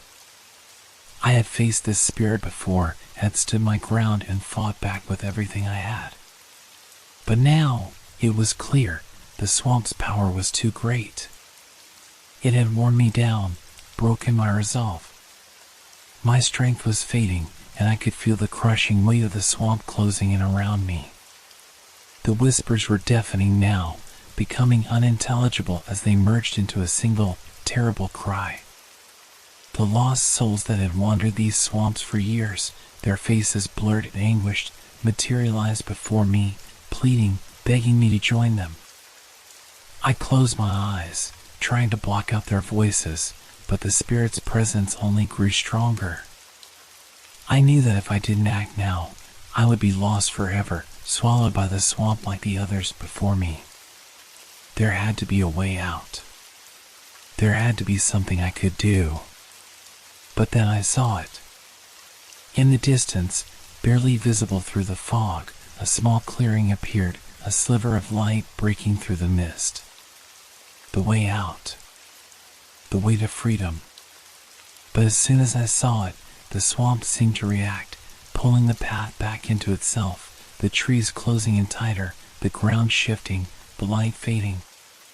It was as if the swamp had become aware of my escape attempt and was willing to do anything to stop me. I had one last chance. But there was a terrible price to pay. The spirit spoke again, its voice low and cold, dripping with venom. You will never leave me, not unless you sacrifice what you love most. I froze, my breath caught in my throat. The weight of those words struck me like a physical blow. The swamp didn't just want my soul, it wanted everything. It wanted to break me completely. My eyes wandered over the landscape, the thick fog swirling around me, the distant figures of those who had been lost here before. Among them, I saw the faces of the others, my companions. Their eyes were empty, their expressions lost in a haze of endless suffering. The heartbreak of that moment hit me like a wave, drowning me. The people I had come with, the ones I had trusted, they were gone, swallowed by the swamp. There was no escaping their fate. I turned back to face the spirit, my legs shaking, my hands trembling at my sides. What do you want from me? I gasped. You must make a choice, the spirit whispered.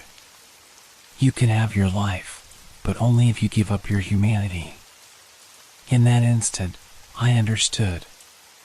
The swamp didn't just trap bodies, it trapped souls. It took everything. It fed on the living and the dead, on fear and despair, until there was nothing left. But to leave? To escape? I had to make a choice.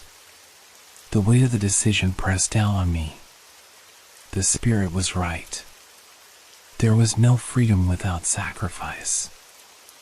I had seen it in the eyes of those who had come before me. They, too, had made their choices. I could run, but it would be at the cost of my very being. I looked once more at the clearing, the fleeting hope that had appeared before me. It seemed so distant, so unreachable now. I had to make the hardest choice of my life. The whispers began to grow louder, the spirit's demands becoming more frantic. The swamp was closing in, pressing me tighter into its grasp. And in that moment, I did what I had to do. I chose survival. I turned away from the clearing, away from the light. I embraced the swamp, surrendering to its darkness. It was the only way. The only way to escape. As the spirit's laughter echoed around me, I felt myself slipping, my very essence being torn away. I knew I would never truly leave. I had given up everything, my humanity, my soul. I had become one with the swamp. And as I disappeared into the darkness, I understood the true nature of the swamp. It didn't just consume lives. It consumed everything. I was just another lost soul in its endless, hungry void. I awoke to darkness, a stifling silence that seemed to suffocate all sound and motion. My eyes, wide open, saw nothing but the blackness of the swamp. The weight of my own body felt unfamiliar, heavy, as if the very air around me had become part of my skin, binding me to the land. I could feel the pulse of the swamp beneath me, a slow, rhythmic beat, as if it were alive, breathing. The terrible choice I had made, to surrender to the swamp, to forsake my humanity, should have come as a relief. I should have been free of the burden of fear and despair. But I wasn't. Something had changed. The whispers were still there, floating in my mind, but now they were clearer, more distinct. I could hear them calling to me, tugging at my thoughts, urging me to move, to embrace the swamp as my new home. I could feel the weight of their presence, pressing down on me from all sides. But there was something else. A sharp, clear voice, cutting through the murk of my mind. "You have a choice," it said. The voice was cold, distant, yet unmistakably familiar. The voice of the swamp itself. The voice of the spirit. I tried to speak, but my mouth felt dry, as if it had been closed for a lifetime. It was only when I opened my eyes fully that I saw what I had not seen before, a figure standing before me in the blackness, its form half human, half shrouded in mist. Its eyes glowed faintly, reflecting the pale light that flickered from the swamp's heart. It was the spirit, or at least, something that resembled it. "You are not like the others," the spirit said. "You are not lost, not yet. You have a chance to leave, but the price will be steep. You can have your freedom, but it will cost you more than you ever imagined." The words echoed in my head, the weight of them settling like stones in my stomach. A choice. A chance. But at what cost?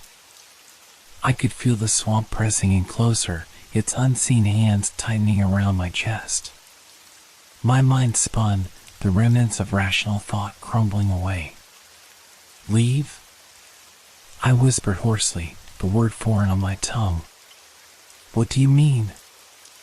"I've already given everything." "Everything, yes," the spirit mused, its form shifting in and out of clarity. "But there is one final sacrifice to be made. The swamp demands balance. To leave, you must offer what you hold most dear. Your memory. Your soul. Your very essence. Or you can stay, become one with the swamp, a part of it forever. There will be no turning back, no pain. But you will never know freedom again." My heart slammed in my chest, and I stumbled back, trying to take in what the spirit was saying. The swamp, it wanted more. It always wanted more. "Why? Why do you do this?" I managed to force out.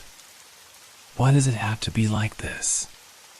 The spirit's voice grew colder, more distant, as if I were asking a question that had long since ceased to matter. "The swamp feeds on those who wander in, just as you have. It is the way of things. It takes, and it gives, but only in exchange for something of equal value. I offer you a chance to leave. But nothing comes without sacrifice." My breath caught in my throat. What could I give up? What could I sacrifice that would allow me to walk away from this nightmare? And then I realized. The memories. The essence of who I was, who I had been, it was all I had left. "You want my memories?" I asked, my voice trembling. "You want me to forget everything?" The spirit's form flickered and rippled, its smile twisted and empty. "Yes. Forget everything, every moment, every face, every feeling that makes you who you are.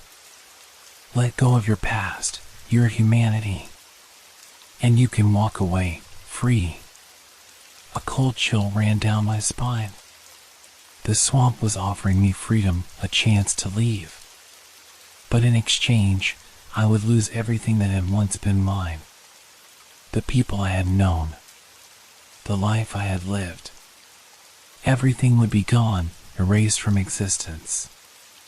The thought of losing myself, my very identity, made my heart ache. But there was something else, something deeper, a gnawing feeling in my chest. Could I really live with what I had become, knowing that I had sacrificed my very essence to survive? Would I ever be able to live with myself after what I had done? And if I stay? I asked, my voice weak, my mind reeling. What happens if I choose to stay? If you stay, the spirit intoned, its voice dripping with a kind of dark satisfaction, you become one with the swamp, a part of its endless hunger. You will never leave, never know peace. But you will never know the pain of loss again either. You will be free of fear, of guilt. You will simply be. I stared into the dark, swirling mists around me, the weight of the choice pressing down on me. The spirit's form hovered before me like a terrible omen, offering me a path to freedom, to peace, to a life without memories, without the pain of what had happened. But I knew I could never forget. I couldn't live with myself if I chose that path. The memories, the people I had lost, they were part of me, and I couldn't erase them. No matter how much the swamp beckoned, no matter how much it promised. The final choice was mine. I closed my eyes, trying to block out the whispers that called my name, trying to focus on the one thing that mattered, my soul. The part of me that the swamp couldn't take. And with a single breath, I made my decision. I would leave. Even if it cost me everything. I would leave, and I would never look back. The air around me grew heavier, thick with a damp, suffocating presence that pressed against my skin, forcing the breath from my lungs. The swamp, with its endless expanse of dark water and choking fog, seemed to pulse with an unnatural rhythm, as if it was alive, waiting for me to make my choice. It whispered in my mind, drawing me deeper into its tangled heart. You are weary, the voice of the swamp murmured, soft and coaxing. I can see the burden in your eyes. The fear. The exhaustion. You have been running for so long. You are tired of fighting. Come to me, let me give you rest. I shook my head, my body trembling as I fought the pull of its words. The swamp's voice wrapped around me like tendrils, each word a poisonous lure, promising solace, peace, and end to the terror. All I had to do was surrender. What's out there for you? The voice continued, its tone soothing, almost loving. Nothing but more fear. More pain. The world you left behind is gone. The others? They are lost forever. You cannot change that. You cannot change what has happened. Let go. Let the swamp take you. You'll be free of it all. I closed my eyes, trying to block out the sound, but it was in my head, in my bones, impossible to escape. I could feel the weight of the swamp pressing against me, trying to crawl under my skin, seeping into my thoughts. The promise of peace was tempting, like a warm blanket offered to a shivering soul. It was so easy to accept, so easy to stop fighting, to stop hurting. I could feel the heavy darkness of the swamp all around me, its presence growing stronger, closer. It was calling to me, not just with words, but with something deeper, something primal. I could feel the weight of my past, my memories, slipping away, as though they were no longer mine to carry. The swamp was offering to take them, to erase them, to give me freedom from my own torment. No more fear, no more memories, it whispered again. Just rest. Forever. I felt my hands tremble at my sides, my chest tight as the decision weighed on me. The temptation to give in, to surrender to the darkness, was almost unbearable. What did it matter? The world I had known was a distant echo now, lost to time and the swamp's hunger. I had been running for so long, through endless days of terror and confusion. Perhaps this was the end I had been searching for. Perhaps it would be easier to become one with the swamp, to slip into its embrace and let it swallow me whole, to be free of the pain of loss, of guilt, of regret. The swamp promised peace. It promised rest. How could I deny it? But then I thought of them, of the others who had come before, their names lost in the whispers, their fates sealed in the murk of this wretched place. I thought of what I had seen, of the darkness, of the horrors that had unfolded. They hadn't given in. They hadn't let the swamp take them. And I realized, with a jolt of terror, that I wasn't the first. I wouldn't be the last. I could feel the cold sweat on my skin, the weight of the swamp's influence pulling at me. But something deep inside me refused to yield. Something refused to let go. "No," I whispered, my voice barely audible. "I won't let you take me. I won't become part of this." The swamp recoiled, its tendrils of influence pulling back as if stung. The peace it had promised shattered like glass, and I could feel the anger rising in the darkness around me. The whispers turned to howls, a cacophony of voices that screamed in frustration, in rage. "You think you can leave?" the swamp's voice hissed, its tone venomous, its shape growing more monstrous in the shadows. "You think you can walk away from me?" I stumbled backward, my heart racing, the cold grip of fear seizing me once more.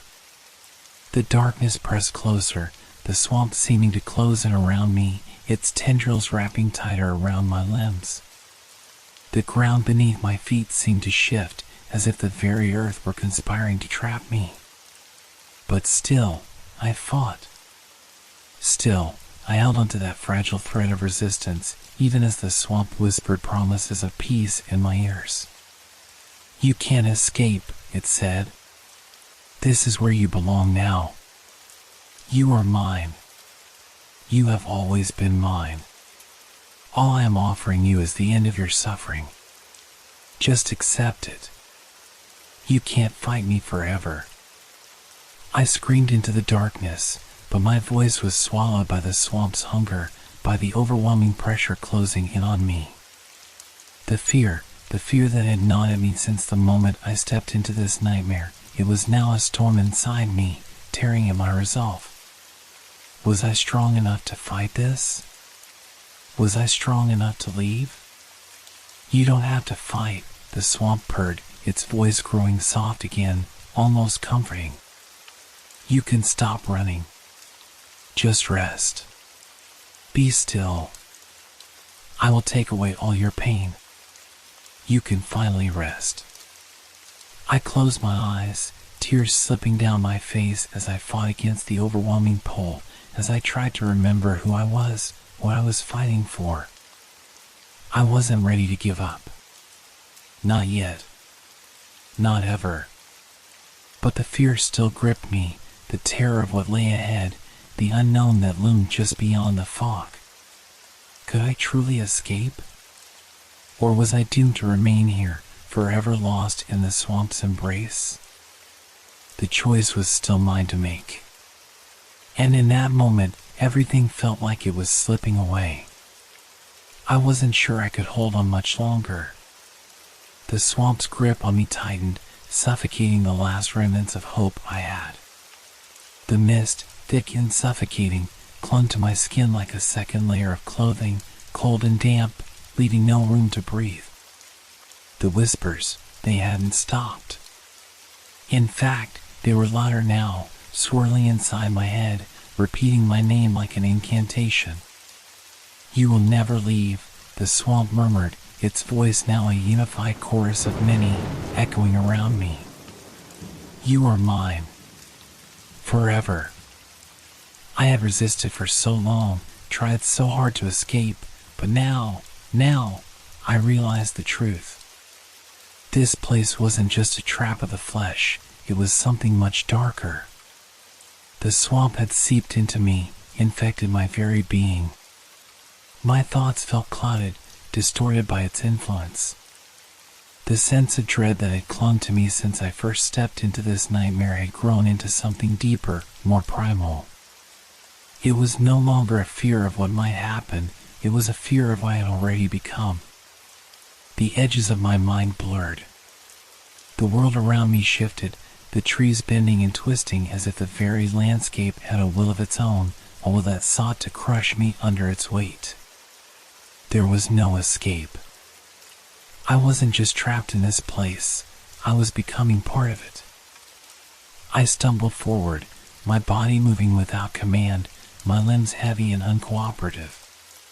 Every step felt like a betrayal, like my own feet were taking me deeper into the heart of the swamp, willingly, despite my mind's protest. I wanted to scream, but no sound came. The swamp had taken my voice, stolen my strength. It was doing the same to my soul, piece by piece. I could feel the coldness inside me spreading, a creeping numbness that took away any sense of self. The memories of who I had been, of what I had left behind, felt distant, like they belonged to someone else. The swamp had already claimed a part of me, and with each passing moment, it was claiming more. The others, they were gone. Their faces flickered in my mind like shadows, memories that felt like they belonged to someone else. I couldn't remember their voices clearly, their names were fading like mist on a morning lake. What had happened to them? I could still feel their presence in the back of my mind, but it was distorted, warped by the swamp's influence. Had they been consumed already, or were they still out there, lost to this endless nightmare, their souls tangled in the web the swamp had spun? My breathing quickened, my heart racing in my chest. I wanted to turn around, to fight back, to escape, but I knew now, deep down, that I was already gone. The swamp had twisted me, just as it had twisted everything else. No matter how hard I struggled, I could never go back. I was no longer the person I had been. There was no clear line between the swamp and me anymore. I was both part of it and separate from it. Its presence crawled under my skin, wrapped itself around my heart, its influence seeped into my bones. The swamp didn't just trap travelers in its grasp, it claimed them, piece by piece, until there was nothing left to return.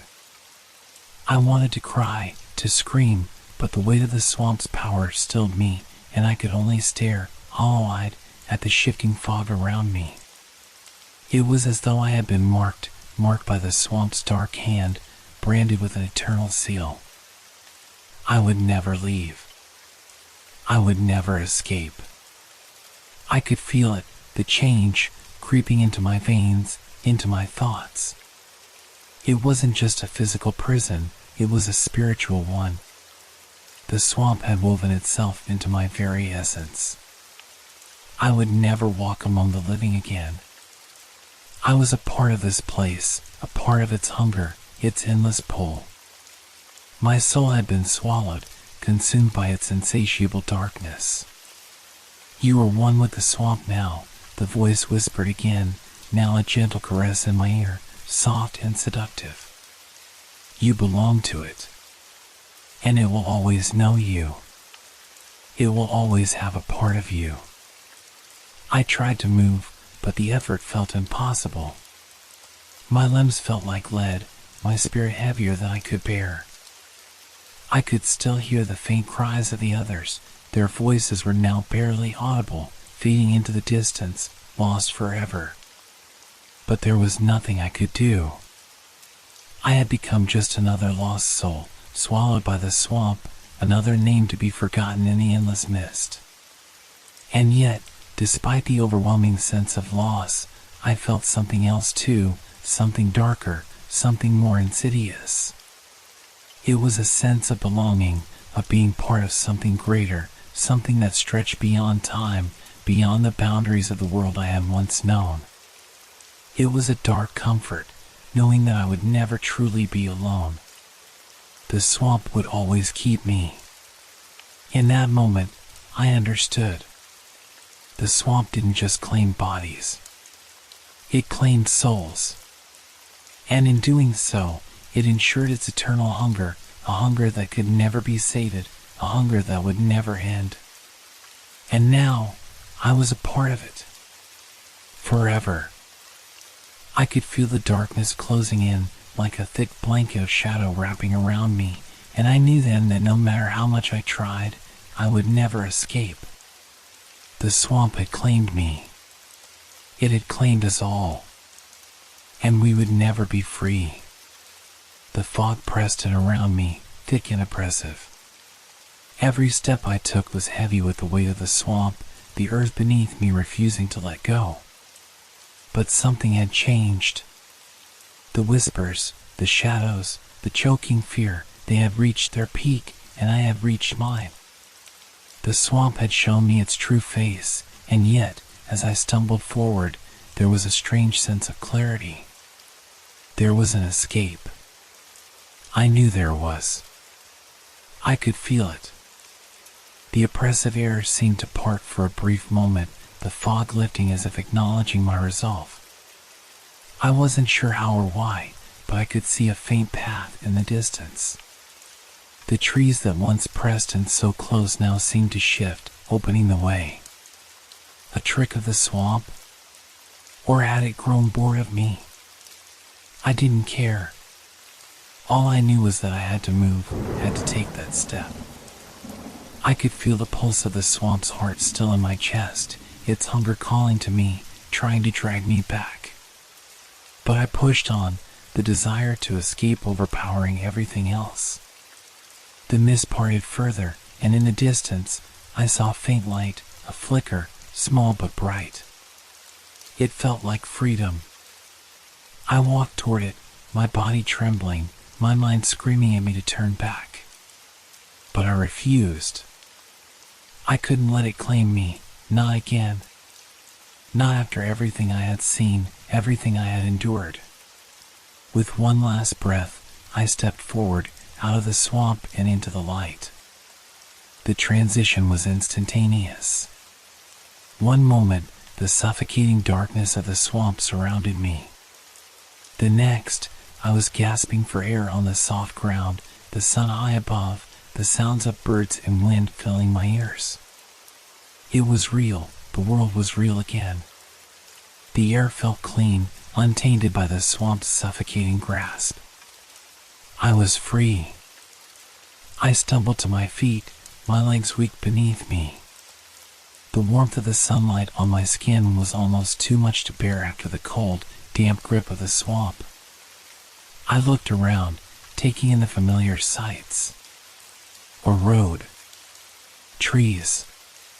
My world. I was back. But even as I breathed in deeply, a quiet nagging sensation lingered at the back of my mind. A weight. An itch. Something was wrong. I stood there for a moment, my heart pounding. I expected relief, but all I felt was an overwhelming sense of dread. Then I heard it. A whisper. Barely a breath against my ear, but unmistakable. The sound was there, even in this daylight, even in the world I had thought was safe. You can never escape, it said, the voice familiar yet distant. It was the voice of the swamp, the same whispers that had once surrounded me, that had filled my dreams. We will always be with you. I froze. The ground beneath my feet seemed to tremble. The world around me shifted, a dark ripple in the air that was almost imperceptible, but I felt it.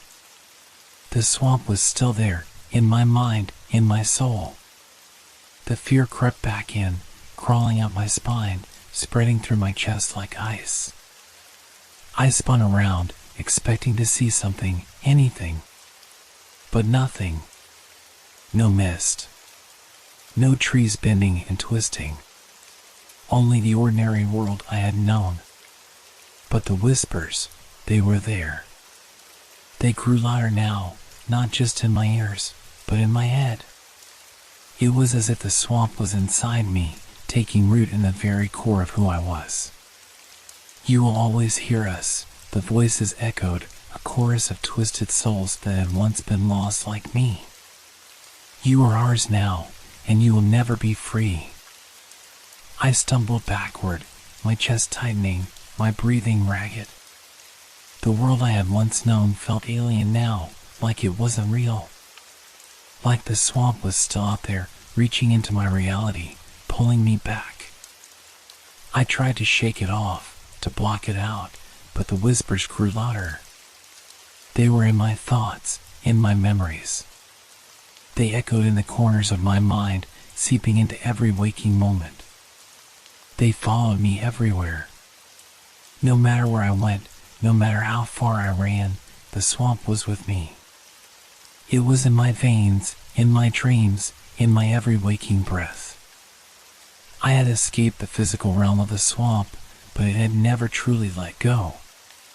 It had claimed me, heart and soul, and no matter where I went, no matter how hard I fought, I would never be free of its whispers. The swamp had become part of me. A shadow, always lingering, always waiting. And as I stood there, paralyzed with fear, I understood the final truth. The swamp doesn't just trap the body. It traps the soul. And once it has you, you are never free. In the quiet of the daylight, in the world that should have been safe, I heard the swamp's whispers again. And they were louder now, because they were no longer just in the wind. They were inside me. Forever. I thought I was free. I thought that after everything, the terror, the pain, the endless struggle, I had made it. The swamp had released me, the whispers had faded, and the world seemed whole again.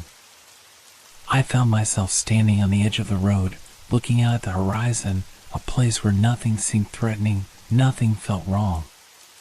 It should have been enough. But as the days passed, I began to realize the truth. The swamp never really let go. Not completely. The air still felt heavy sometimes, thick with memories I could never escape. I could still smell the damp, musky scent of the wet earth, the strange tang of something unnatural that had clung to me. I thought it was just my mind playing tricks on me. But then, every so often, I would feel it. A brush of cold air at the back of my neck. A shadow in the corner of my eye. I would turn, but there was nothing there. Nothing but the world I had returned to. At night, the whispers would start again, soft at first, like a distant echo. It wasn't the same as before, not as overwhelming, but it was there. A faint sound I couldn't shake. Sometimes, I'd wake up in the dark and hear them clearly, as if the swamp was just beyond my door, waiting to pull me back. I'd tell myself it was all in my head, that I had survived, that the swamp was gone. But when I walked outside, I would notice the mist creeping in from the edges of the trees, curling like a serpent around the grass. I could feel it following me, curling around my ankles, drifting through the streets. And every time I passed a mirror, I would see something, a flicker of shadow just behind me. A face I didn't recognize, one twisted and lost, a reflection of what I had become. The swamp was with me. Always. I could never escape it. I tried to ignore it, to push it back, but the more I did, the more it came for me. It never ceased to haunt my thoughts, always lurking, always waiting. In every sound I heard, in every gust of wind, I knew the swamp was there, its presence stretching out like a dark veil across my mind. I could never outrun it. The swamp had marked me, claimed me, and it would follow me wherever I went. In the silence of the night, in the crowds of the day, in the quiet spaces between moments, it would always be there, just out of reach, waiting to consume me. And sometimes, when I was alone, standing in the middle of an empty room or walking down a street that felt too quiet, I would feel it. The pull. The call.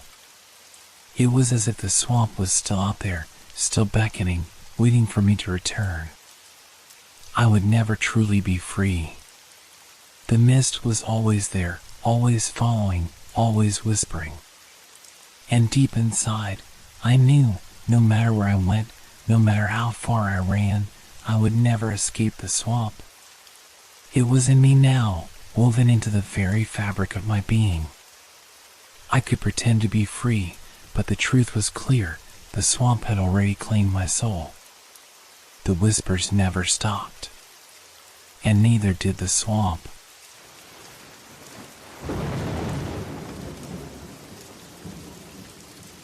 Thank you for making our stories part of your relaxation time. We hope they brought you a sense of peace and transported you to a world of fantasy and mystery. If you enjoyed the stories, feel free to leave us a review. Your feedback inspires us and helps us make the content even better. Now, unwind to the calming sounds of rain and thunderstorms, which will continue to set a tranquil mood. Let these sounds carry you gently into the realm of dreams. Don't forget to like our page if you haven't yet. Wishing you a restful night's sleep. Relax, rest well, and good night.